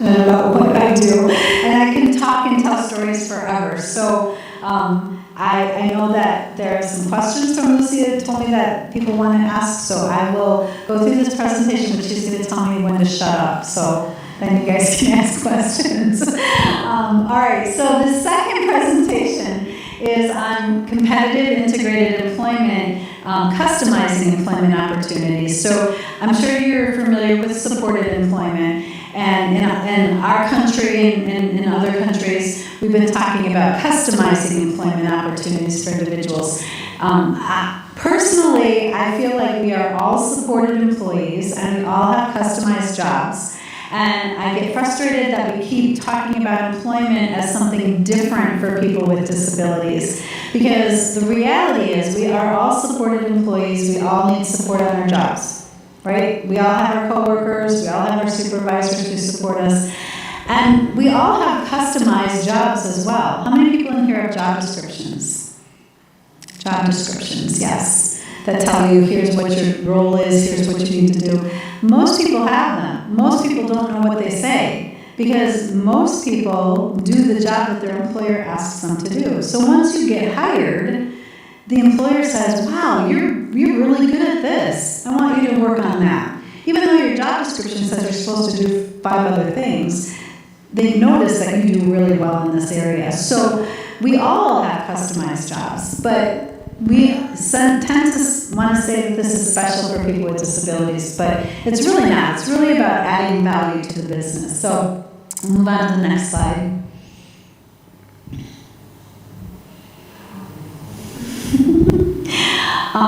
So I usually start this talk out with, what are the greatest challenges and barriers? So as you're thinking about employment for people with disabilities, what are the barriers that you're seeing? What are the challenges that you're seeing? Okay, I'll wait for the questions later. Okay, we'll move to the next one.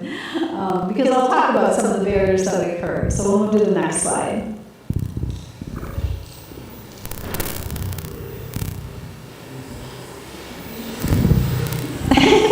Maybe.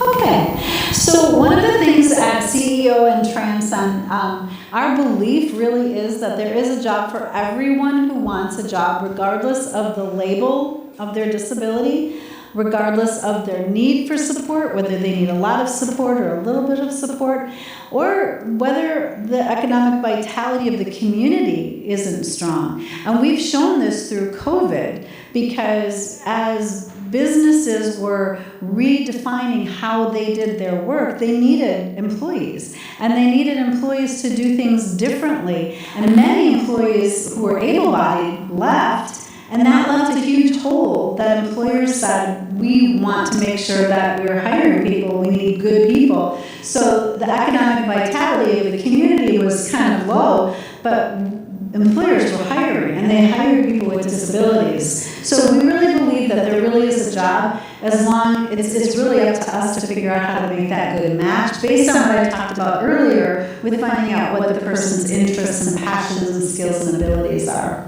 Next slide.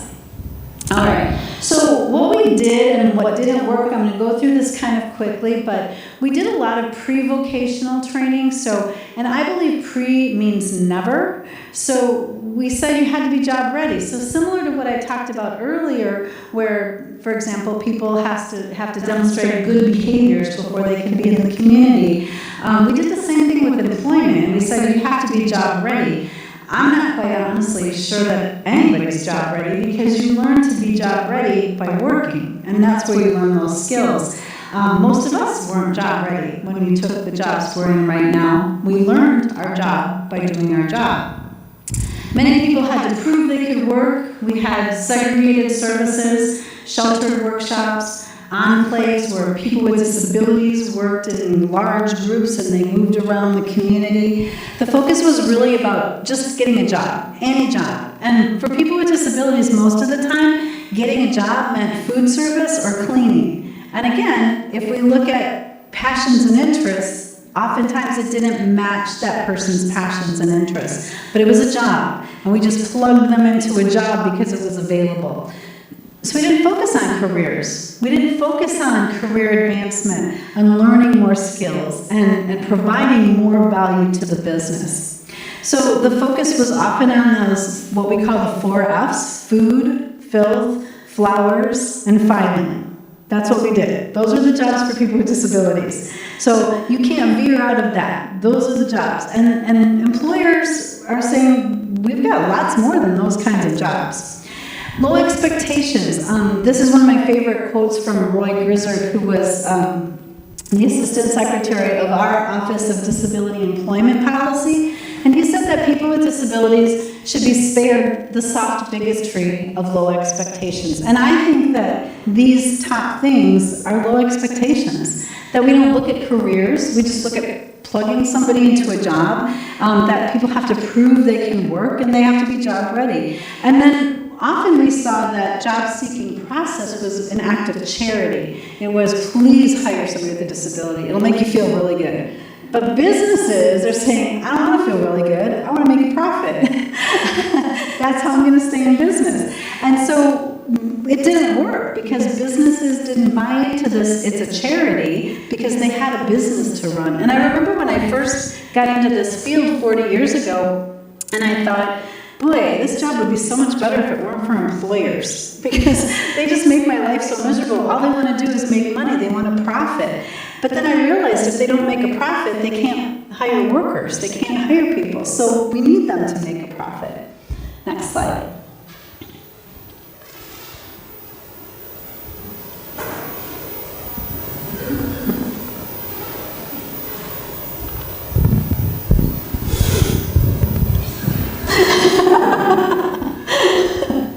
All right, so what are we doing and how it's working today? Unfortunately, you have to push through these.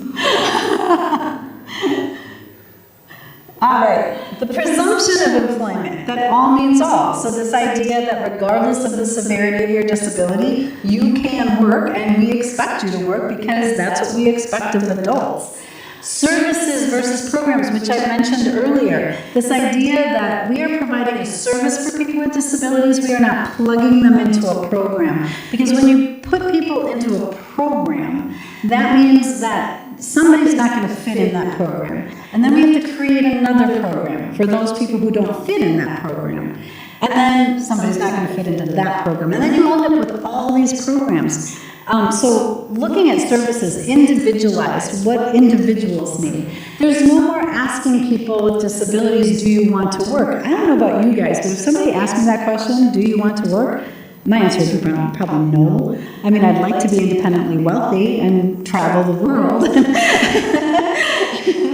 But so we asked that question, and it's kind of like a silly question. So instead, asking the question, where do you want to work? What do you like to do? What are your interests? What are your passions? Again, like I said earlier, providing those opportunities so that there might be people with more significant disabilities or more complex support needs who immediately maybe can't get a job right away, but they can volunteer in the community. They can be part of the community. They can job shadow, see what they're interested in. Because if you don't have opportunities and you don't have experiences in the world of work, it's very hard to say, here's what I'd like to do for my job, or here's what I'd like to do for my career, if the only thing you know is food service or cleaning.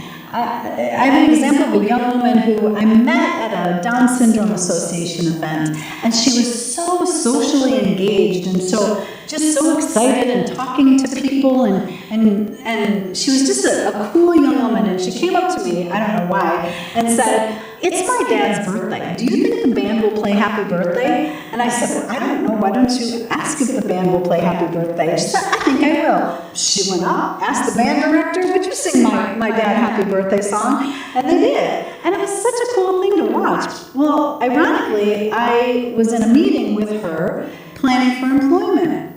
And her teacher said, well, she's really not ready for employment.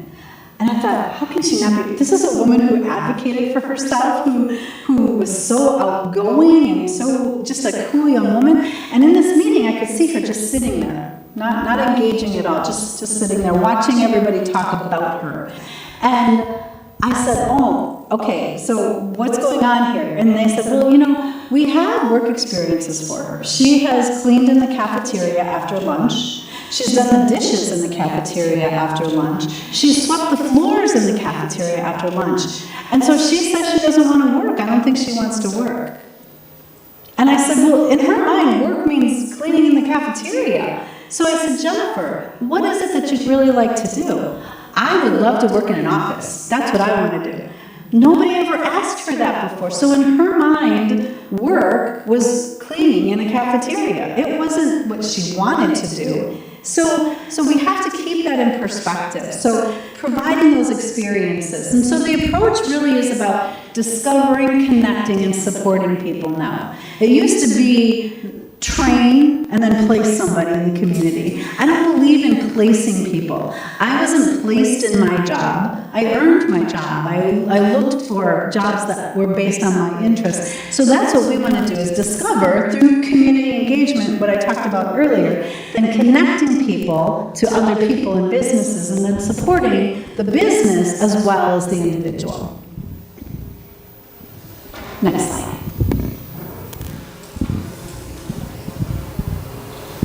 So in our country, we have the Office of Disability Policy, and they have the term customized employment. And so customized employment is defined as an individualized approach. See, no program there. It's a service. Individualized approach to employment planning and job development. And that's really key to development. We are developing opportunities for people with disabilities to work. It may not be the job that is established ourselves, that here's the job description, and they have to do. It might be something totally different. One person at a time. One employer at a time. Services. Not a program. It's about building new positions based on the needs of an employer and the strengths of the job seeker. So we have two customers when it comes to customized employment. And it's an effective way to assist people with more significant contributing members in today's workforce. Next. So here are the customized strategies. Customized employment really isn't a new model. I think it's just good supported employment.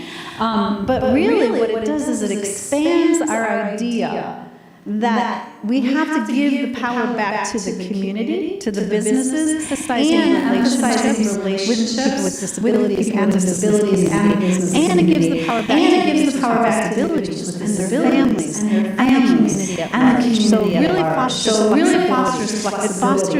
It fosters an ability to say, we haven't always done something this way. We're going to do something totally different.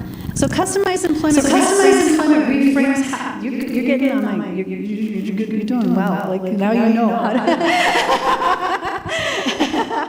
Customized employment reframes how we see job seekers with disabilities, and then how we approach and partner with businesses. So this is a young man who was working at a manufacturing company. Very good motor, very good with this. This is a young man who's working in a warehouse store. Likes to work on his own, likes to lift and pull heavy things. And this is a young woman who did some volunteer experiences because she really liked working with children. So she worked at a local She had a physical disability. I always watched her pour the milk. I thought she did a great job. That's something she wanted to do, but realized that's not the job, but had that experience to build on. So customized employment process starts with what we talked about earlier. It's discovering people's passions, discovering people's interests, providing them with opportunities to experience all kinds of different things so that they can say, here's really what I'm interested in doing. Looking at that positive personal profile and building themes from there, then we start exploring businesses and looking at specific employers. This might be a good employer that reach out to and then network. We want to do informational interviews with the business. So now we kind of put the person off to the side, and do an informational interview to find out what they're interested. Many times, they go to business and they would start talking to them. I would start talking about hiring. And I would say, great, because I'm not here about hiring. And they're not here about hiring. You're not here about hiring. Okay, I said, I'm just here to know about your business. I work with people, and I want to make sure that they have the skills and the abilities before we have them apply to your business. So I want to know a little bit more about that information. That kind of levels the playing field for everybody. Then we evaluate, and then we move on, and we negotiate, and then that integrated employment. So the first step is that discovery. How do we find and begin to build that potential? How do we know that this is a good fit for the individual with a disability and a good fit for the business? Because it has to be both. Now, we talked about this earlier with the positive personal profile.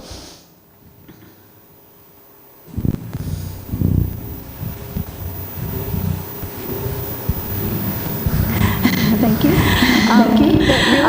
But really, I just want to reiterate, it's not a deficit approach. So what we're looking at not is what's broken or what's wrong with the individual or what disability they have or what label is attached to them.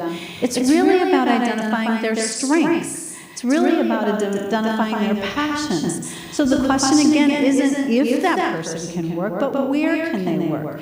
Preferences. What are their current skills? That doesn't mean they can't learn other things. We focus on skills now. What do they have now? And what can we build on? Looking at that discovery, that positive profile, then we can move into how can this person add value to a business. And so it's really looking at strengths. It's not job carving, just to look at deficits. So when we go and say we're going to carve a job, first of all, employers don't want to hear that. Carve any job. They want to hire somebody that can do the job.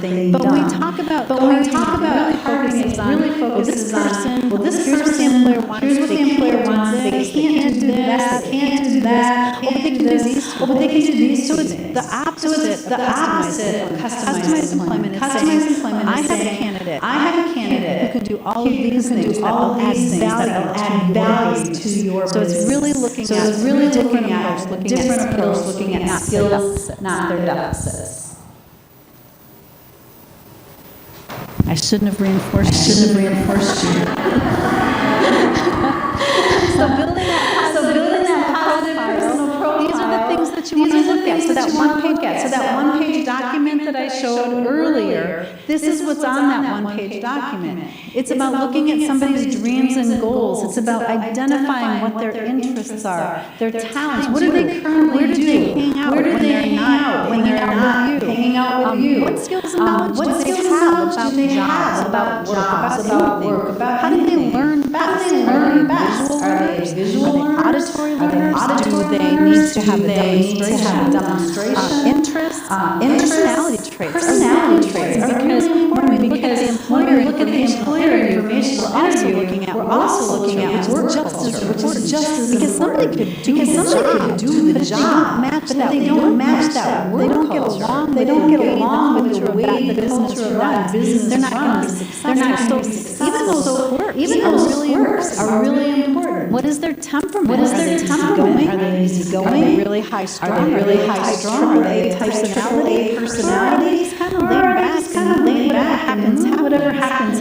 Values again. We talked about environmental preferences. Do they like to inside? Do they like inside? Do they like cold? Do they like a lot of people? Do they like a few people? Do they have dislikes?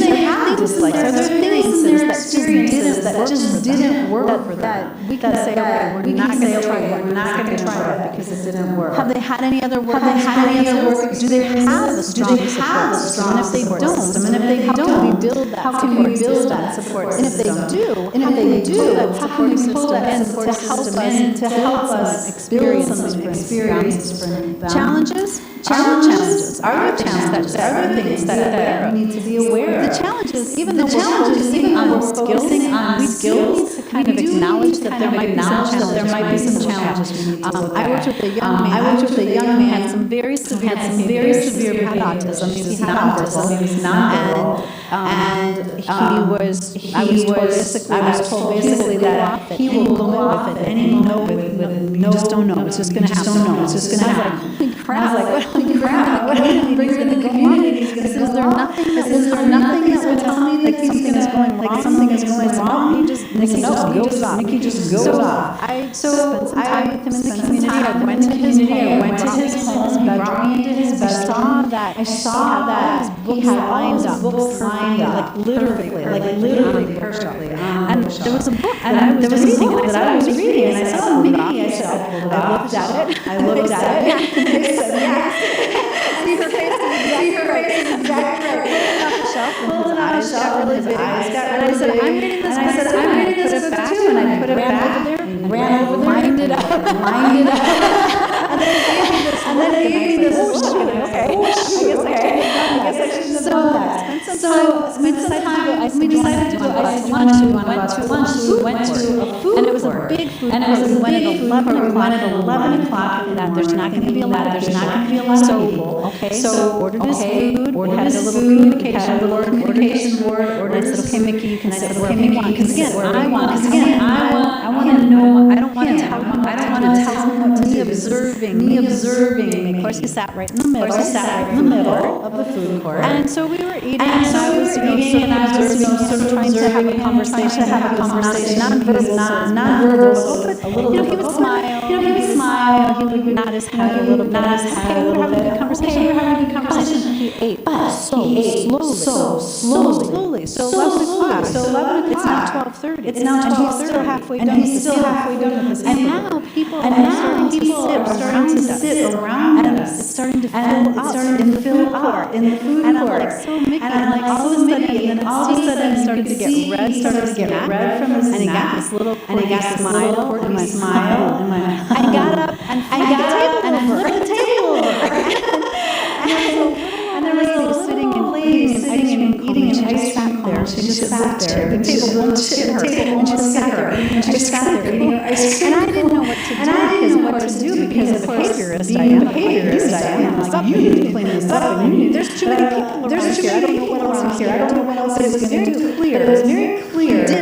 He did have something that he was going to get upset. So it's really important to know, to observe, and to know to be around other people. That was pretty evident. That was why he had that challenge. And then are there any accommodations? Are there solutions to any of these things? So building that positive personal profile is really important.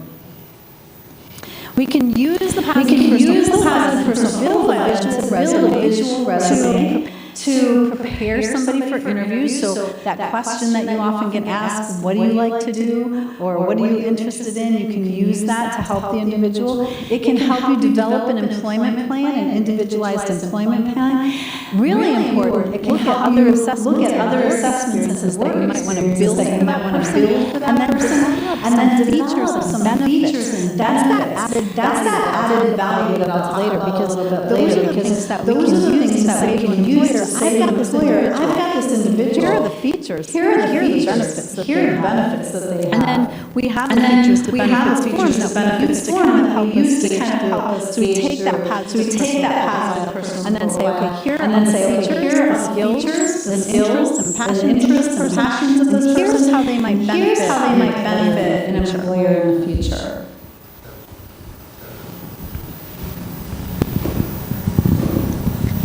So this is a young man.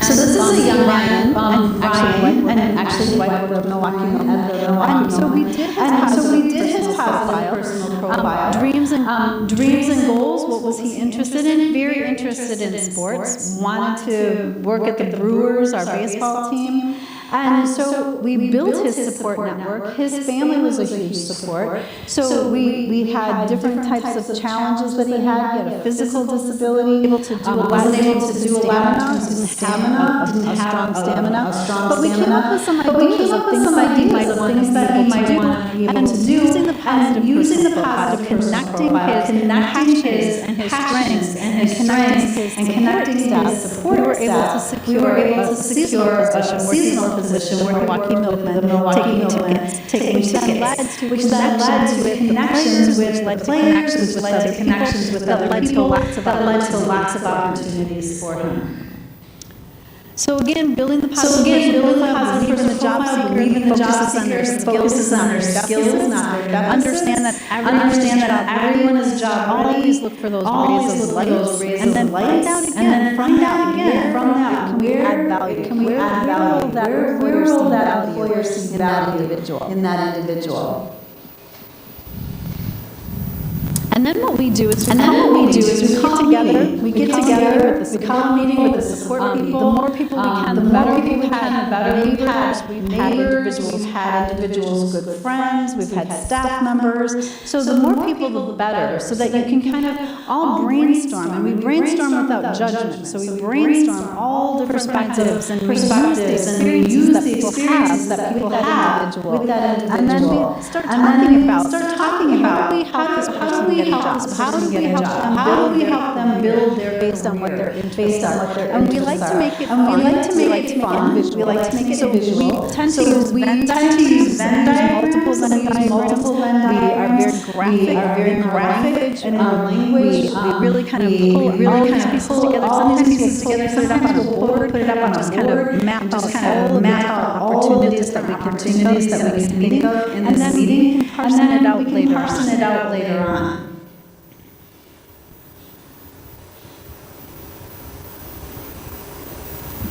So this is an example of a Venn diagram to help target different employer settings.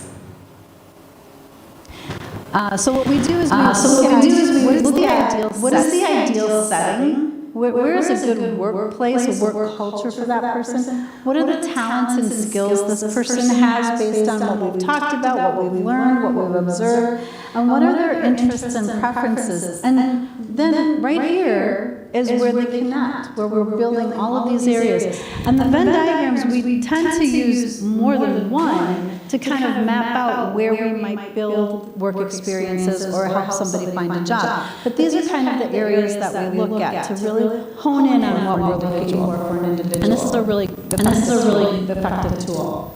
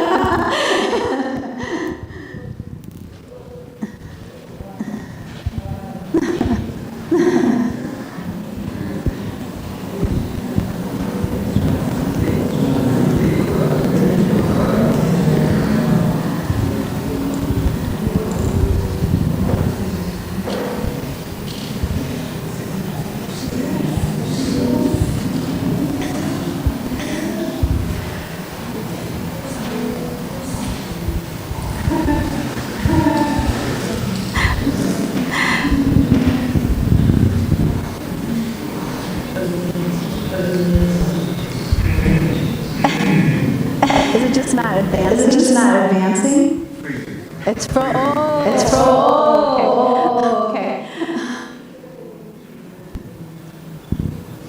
So as we're waiting for it to advance,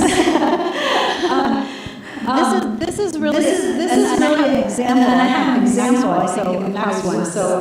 But what we like to do is do multiple Venn diagrams. pigeonhole somebody and say, okay, maybe this is job opportunity for them. We really want to be able to say, so here's one possibility, and then we might do another possibility, a different set of skills, or a different set of preferences. So don't think that you just have to use one of the Venn diagrams. You can use multiple Venn diagrams.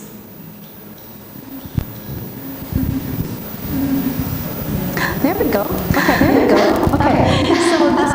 So this is my example. Maddie is a young woman that I've been working with for quite a long time now. She was one of our first clients. And so we have to be careful of the language that we use and how we talk about people with disabilities, people with more significant disabilities. What her file said she had a developmental disability, she was deaf, she lived in an institution most of her life. She failed at work experiences in the past. She was nonverbal.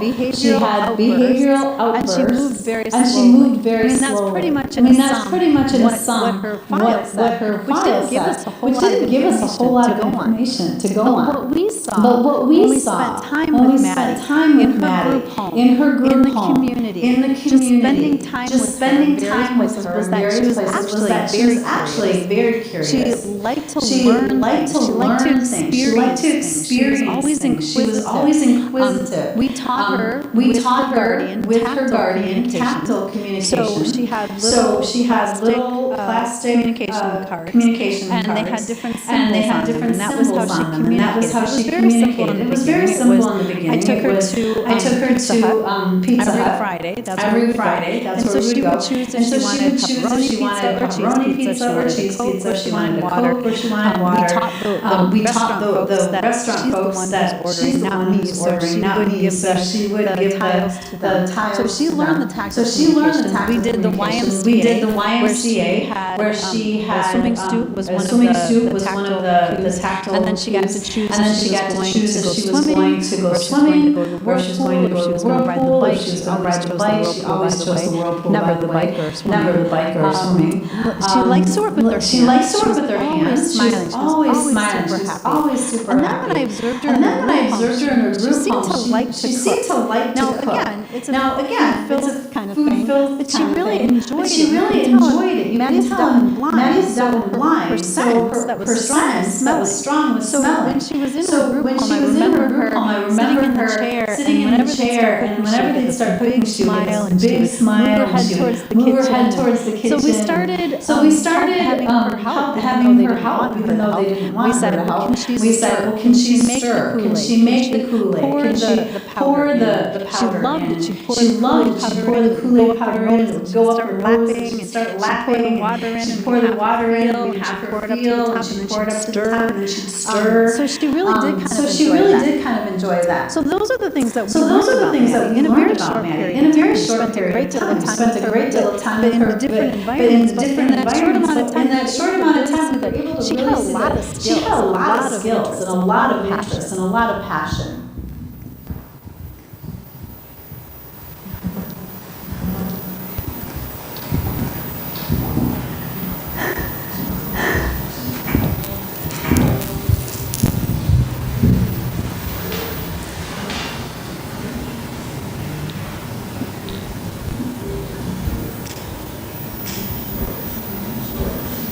So then what we did is we put a Venn diagram together. We put several Venn diagrams together. This was one of them. She was active. She liked to move around. She was very physical.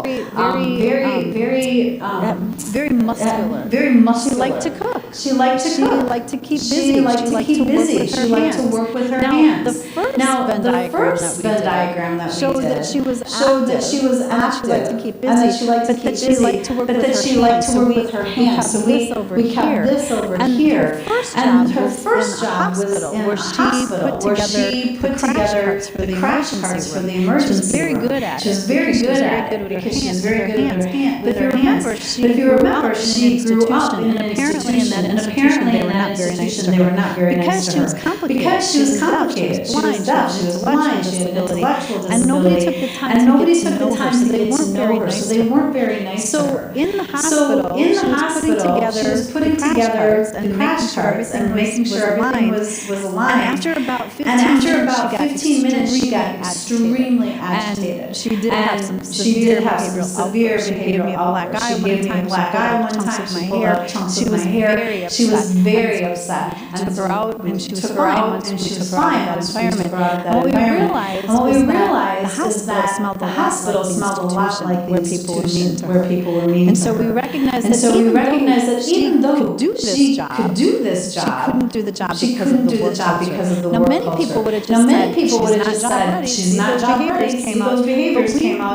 But we looked into it a little deeper and recognized she can't do that job because of the environment, not because she can't do the job. So then we went back and did the Venn diagram and focused on the cooking part. And then remembered that we were going to Pizza Hut every Friday. And she was ordering pizza. She loved it there. She loved the smells. Everything that was going on. So one day, this was literally about 6 months. Every Friday, Pizza Hut. I can't eat Pizza Hut anymore. Because every Friday, we would go to Pizza Hut. And finally, the manager came up to me and he said, "So what is the story?" He said, "I see you coming in every Friday with this woman who does not talk back to you. And clearly she has a disability." So I told him, I said, "She lives a few blocks away. I'm trying to help her find a job. She's interested in working. That's why we're here. That's why we're here. An idea of what she likes to do." And he said, "I have a son with a disability. I have a son with a disability. And I hope you guys are around my son needs a job. I think we can figure something out." 18 years of working at Pizza Hut. She made the pizza sauce. She filled the salad bar. Increased her skills. Making boxes. She was rolling silverware. She filled the salad bar. And as a result of filling the salad bar, because we had to put tactile signs around, I originally thought maybe she could just smell the food, but she wanted to eat it. But that didn't work out very well. So we then put the tactile signs around.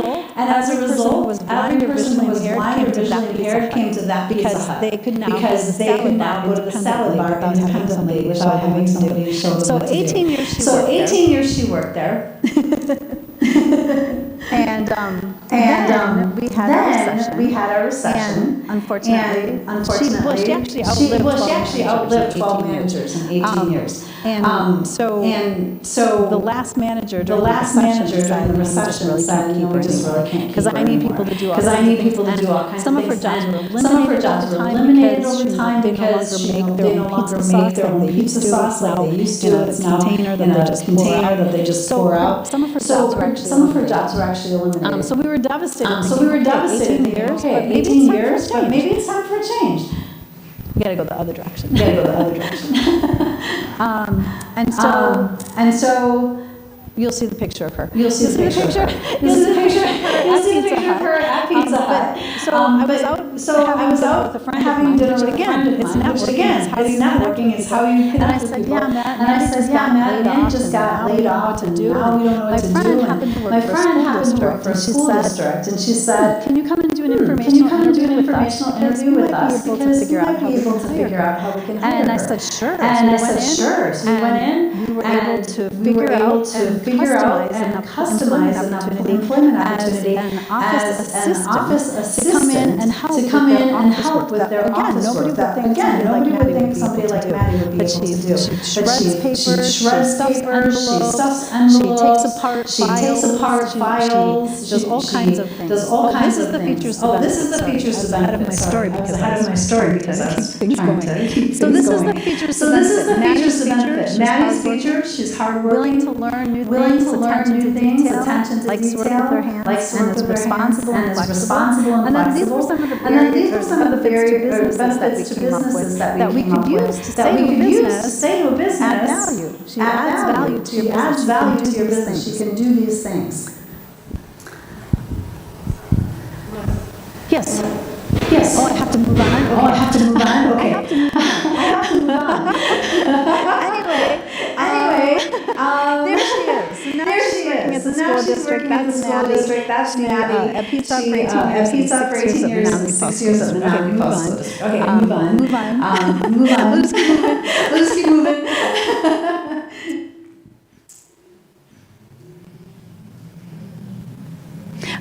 So just a couple key things, and then I'll stop talking. Job placement is different than job development. Job placement is looking for those jobs that are already there, that are existing, that employers are saying, here's what I want. Job development is looking at the skills, the unique skills and abilities that will add value to that business, that will create somebody with a disability, that answers the labor market questions that employers have. So really, it's kind of a combination of these two, and right here is customized employment. Because job placement, we do look at what an employer needs, and then we combine the two. Okay.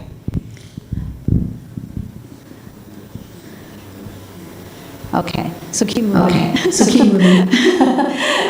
Adding value again is a business decision, not a social issue, not a charity. We know that hiring and training a new hire can cost between $7,000 to $10,000. So somebody leaves a business, it costs them a ton of money. They put a lot of training into that person, and now they have to advertise, they have to recruit, they have to go out and interview, and now have to retrain. So they lose a lot. So it's a mutually beneficial relationship to say that if you hire somebody with a disability, we can make sure that they will add value, and that they will stay with your organization and grow with your organization.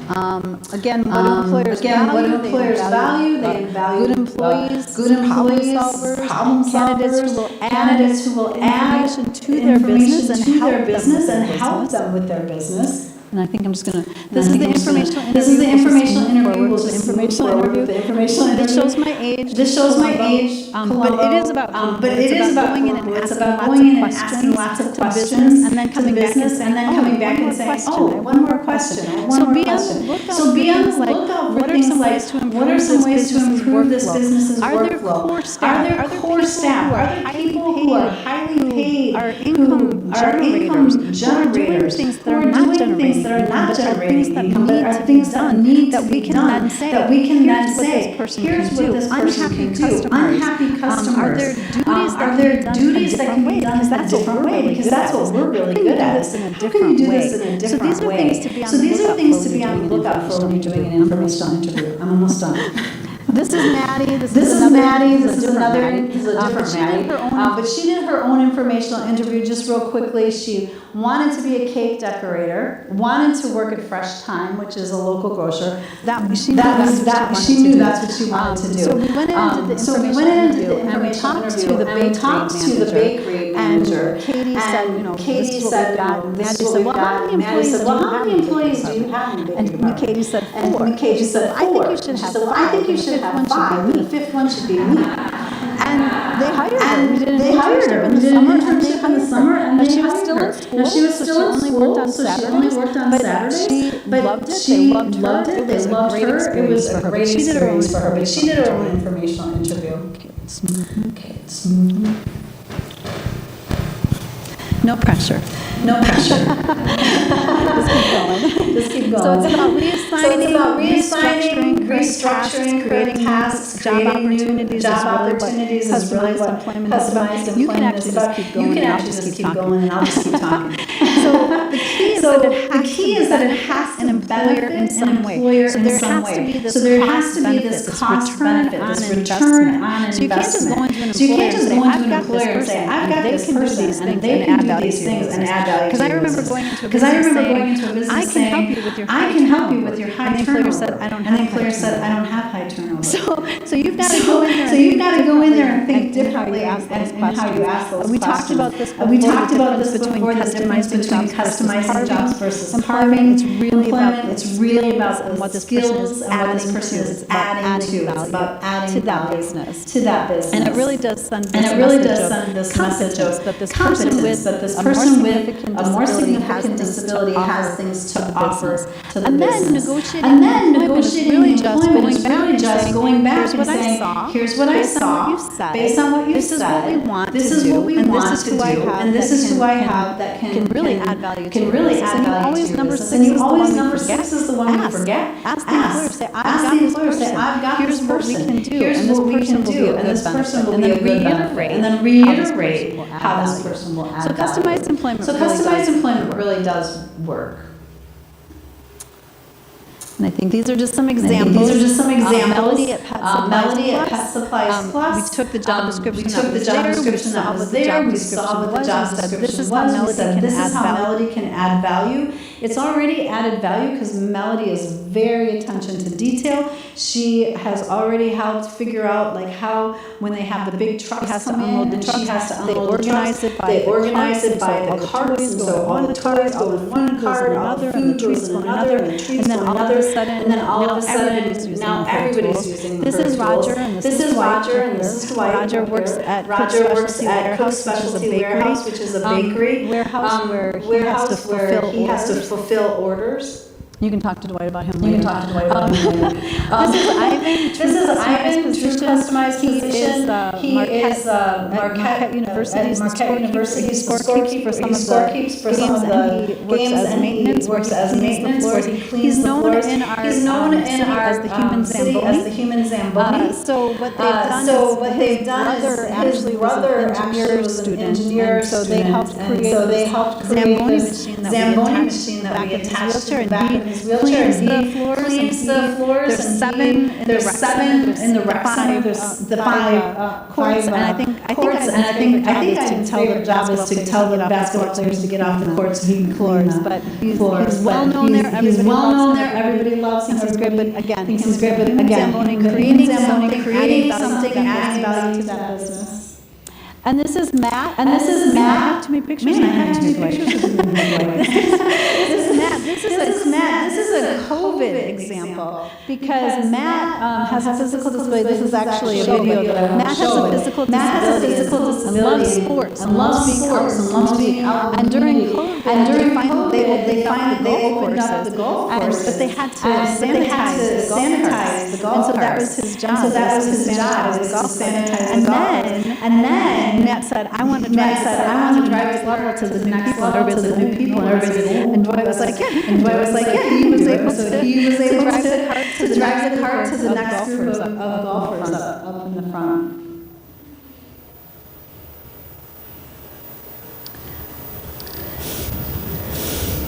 I think that might be it. There might be one more, but I think that's the video. That's the video. That's watching.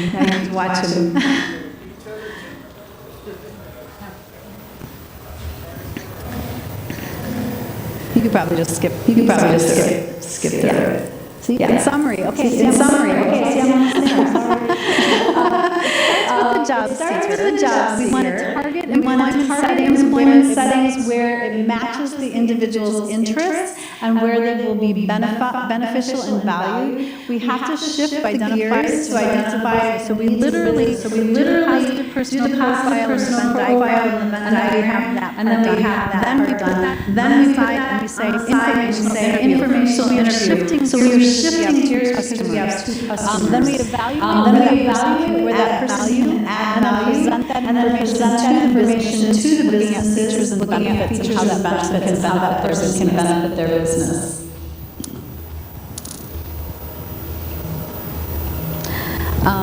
We do know that the benefits of customized employment is a reduction of employees, that it is strength-based, and that we have to kind of get out of our comfort zone working in the field, because we have to step out of the box. We have to really think about how things can be done differently, what ways is happening in business that a person can add value to, and then it increases a lot of employers didn't even know existed in their business.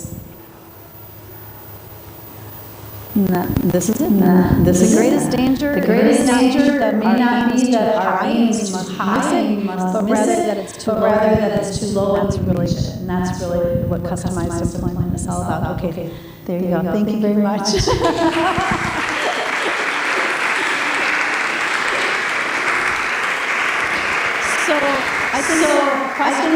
Questions and Lucia, do you want to come up here? Yes? For questions. Don't they want to ask questions? Dwight, do you want to come up here? Come on. Yeah. Because Dwight really is a very good job.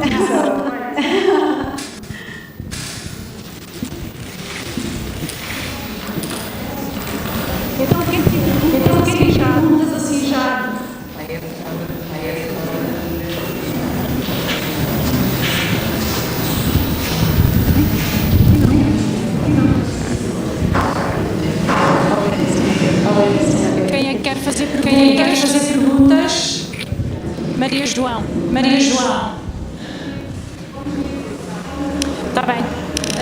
Isto não vai até isto, mas vai até aí. Mas nós ouvimos tu. Ai, traduzir. Está bem.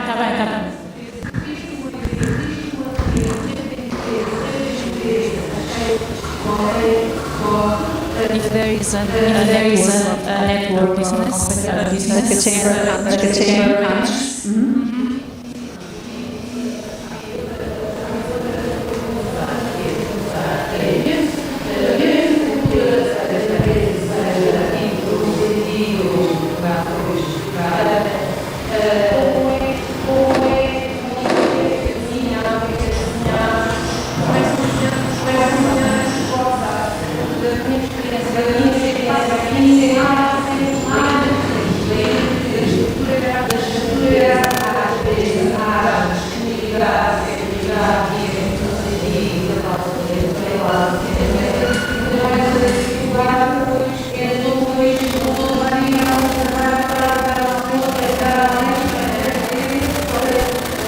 Nos níveis inferiores, top down, also top-down.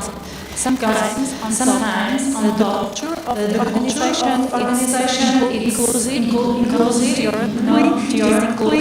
inclusive, and diversity, but sometimes found difficulties when we go to the mid levels, and sometimes this is the experience when we place the co-workers, they don't know what is this person, where is this person.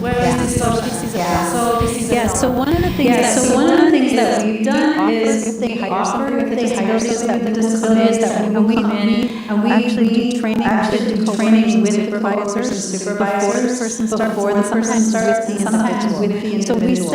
So we say John used to work at Academy with John, and we said John is going to be the child encoder for all the tellers. John has a disability.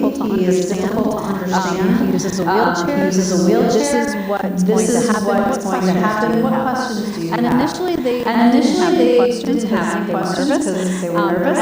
So we said, here are the questions. So we started. Here's what this means. You're talking to John. This is how you talk to John. This is how you talk to John. If you don't understand him, this is what you say. If you need John to do something differently, here's how you differently. And then it started a discussion. And then John started to engage in that discussion. And then people felt much more comfortable and confident.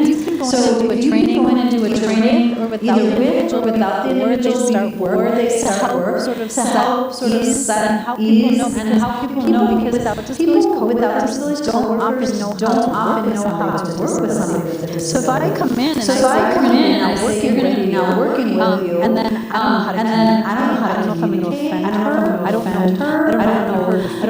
her feelings. And so you want to be really careful. So ultimately, one of the women tellers said, so what if John can't do his job? Will you fire? And the president, yeah, I'll fire him. Yeah, and they're like, you would fire somebody with a disability? And she said, he's an employee first. He just happens to have a disability. And so as a result of that, every teller was like, successful. We're going to figure out how to make John successful. I think it's a matter of communication and training of the team. So we have the opposite. We have the middle management, but the top is not. So if the top is on board of the corporation, then often do a training. Do they have some something that you can go in and sort of set the stage so that people feel more at ease. Yeah, we just did Cascades the survey with 85 employees, and we identified triggers was information. And also people were disabilities, where are they? And one thing is how can we find they are, where they are, And so they are waiting for service as technicians. They are waiting. They can tell us. We don't have to tell us. We don't have to come that. So and talk with us. And talk with us. And answer first. You have to be persistent. Because we have a lot. We are interested. We want to have people working with us. But we have to do it. Because sometimes they was doing a focus and was very strong. They say sometimes I think prefer to be inside doors within your institution calling us instead to be knock our door. So I think we have to think about that when they say go out of your doors and come to us and be persistent. We have to think all the way we are working. And this is important. And I think one of the ways is I'm looking here, and that there are several and different frameworks where technicians are working. Valor T, Câmara de Cascais, etc., Santa Casa da Misericórdia. So all these differences of services, all this diversity of supports, I think it is important. And the network between these services, I think this is important. But we have to go there and we have to talk with them. All the presentation that Laura did, you can notice that they are there on companies. They are asking, they are doing interviews.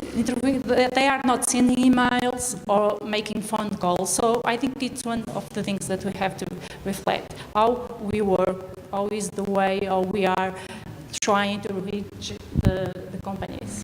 Yeah, and I think back to your question, I think the job coach is huge, that role of a job coach. So making sure the job coach does what they need to do when they go in as well. So I don't know, you want to talk a little bit about how you engage? So how many people in here are job coaches? Just showing hands. Just one? Okay. When I first started, I started off with one client. And I've been having a lot of training in job coaching, and I don't define what I do. I try to customize that job coaching skills that I have for that client, so that client can be independent. When I first started with the client, I'm going to give that client 100% in coaching. Then I'm going to set up that task that's like I am running a hurdle over it. And once I find that client that can perform that task, then I'm going to move on to the next task. And then after the client is all done with his task, and then I'm going to set up a debriefing with that client to see what I need to do to improve his work at the job site so that client can be independent. So that's what I do.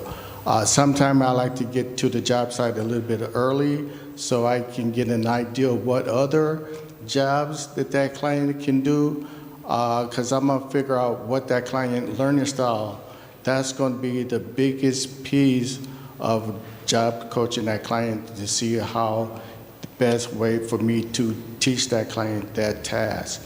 Then once I figure that out, then it's be pretty easy for me to job coach the client. How do you engage the coworkers?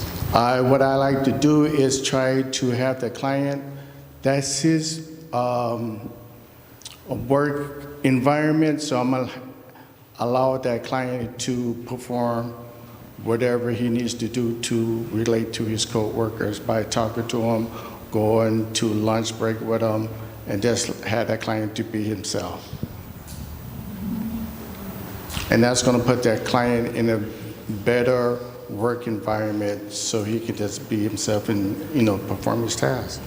But it's very easy after you find out what his learning style is. That's the most important part.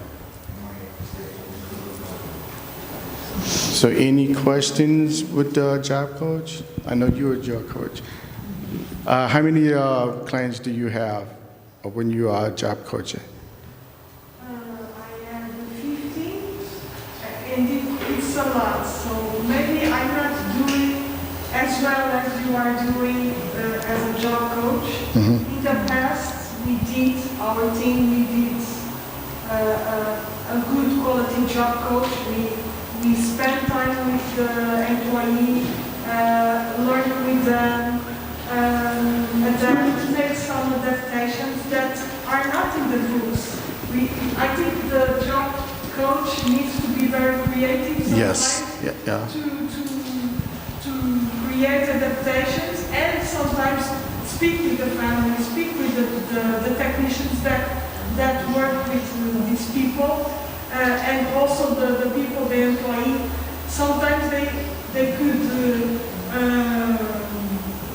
have some ideas that we are not seeing. We don't know everything. That's why that's a good point, because a lot of job coaches is going to have two different ideas. When you bring two job coaches to the site, one job coach is not going to see everything, but the other one will. And then when you guys do your debriefing, you can discuss what's the best strategy for that client to do. That's like we like to do two job coaches, not a multiple job coaches, because when you do that, the client is going to get off base just a little bit. Yeah. Yes. Sorry, thank you so much for your conference. It's very useful.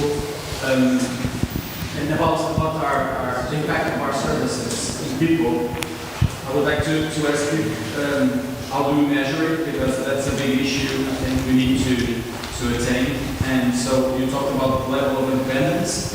First question, if we only use it as a reference in the first time or during all the process. And also we talked about task analysis also, if it's an ongoing process or just in the beginning. And also we see that there's an impact on the people with disability that starts the job, that's very, very important. But also how do you assess the impact of our services on the job, the employees? Yeah. And that's a very, very important thing, because we do need to learn about that. And of course, mainly personally, but a personalized process, but we do need some hints and some information about how to assess and measure what we are doing for us to know if we are doing it correctly or not, and if we are having an impact on employee community rather than only in people with disabilities. So. Yeah, I think I'll try and remember all three of those questions now. The first one is how we measure success. So the task analysis is evolving. So we continue to use it until that person's job coaching only requires spot checks. So we continue to revise it, because that tool allows us to see where we need to provide this support. So if Dwight goes in and provides support consistently, yet the person can do the first half of their job duties on their own, but he's still there, we're just creating dependency then. So he kind of steps back then and says, okay, this person can do all this, I need to step in at this task because the person's still there. So that task analysis is really important throughout until the person is just a spot check and we're going in to see how things are going. The second question, okay, I can only remember the third question now. Oh, yes, okay. So, yes, so in terms of success, it is the level of independence, but it's also the level of inclusion. So are they talking to people during break time? Are they just doing their job and then they go eat in the corner by themselves? Or, so we're looking at that level of inclusion. But then we're also looking at career advancement, salary increases. Because again, too many times people end up getting jobs. It's that entry-level position that they stay in forever and they still make the minimum wage. So we look at all four of those areas when we look at success. We want career advancement. Are we adding, so like Dwight said, he's always looking for what other opportunities, what other, more hours, more responsibilities, career advancement, and then also looking at when are they getting raises? Do they get bonuses like everybody else? So increasing those responsibilities. So those are the 4 things that we look at for success. But then we also do satisfaction surveys. So we do satisfaction surveys annually with our employers. I will say that our response rate is very, very low, as Lucia can attest to. Our employers just like to say everything's great, but so we try and do satisfaction surveys with 3 questions.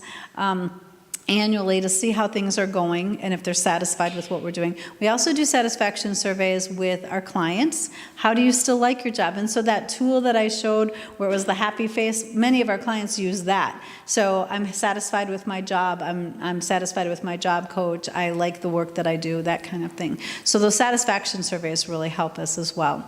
And then, okay, now I can't remember the 3rd question.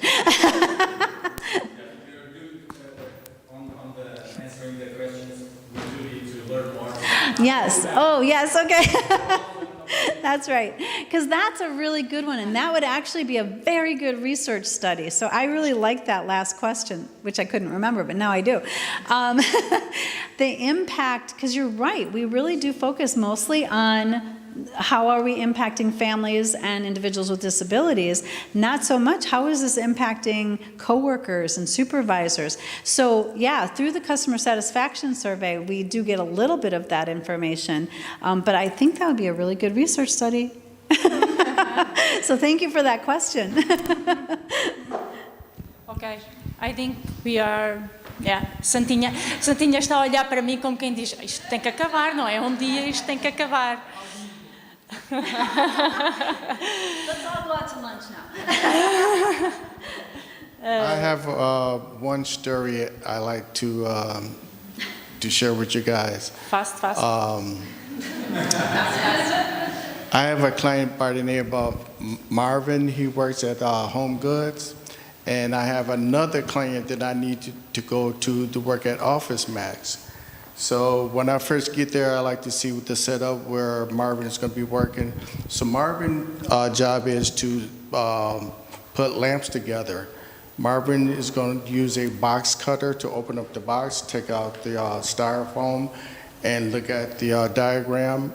Marvin does not read, but he can picture read by looking at the numbers, how the boxes needed to be broken down and how the lamp needed to be put together. So as he's doing this, I'm gonna be watching Marvin do about 2 or 3 lamps. Then I'm gonna fade myself out of the picture. So Marvin asked me, Dwight, where are you going? I said, well, because Marvin wanted me to stay around. I said, Marvin, I'm going to see a man by the dog. And he told me that he wants to see a man by the cat so he can be with me. So he won't be so much being independent of me being his job coach on the job site. And I thought I wanted to share that story with you. But it's a lot of fun. Job coaching is a lot of fun. Man, if you can just start with a client from the beginning of his work and see the progress, and you just fade yourself out of the picture, that's a good feeling for you to come back months or weeks and see the client work independently. Okay, so it's the last thing that I'm telling. So the teams I work with, we have been talking about this. We need to develop this figure of job coach, and I talked with Laura about that, and we are make like a pilot project with Santa Casa and with Cascais, and we will try to certificate a course about job trainers that I would like that have a bias to community inclusion. So it's like a more broad approach, job coach, job developer, but also a person that is prepared to do the community inclusion that is. So it's a challenge that we have now. We are with Laura's help, we are designing the course, and then we are working on certificate. Santinha, you can help us to certificate this course. And is that so, Laura? Thank you so much to spend our. Thank you, and thank you for staying. Thank you, Santinha. Thank you. Yes, thank you. Thank you. Thank you.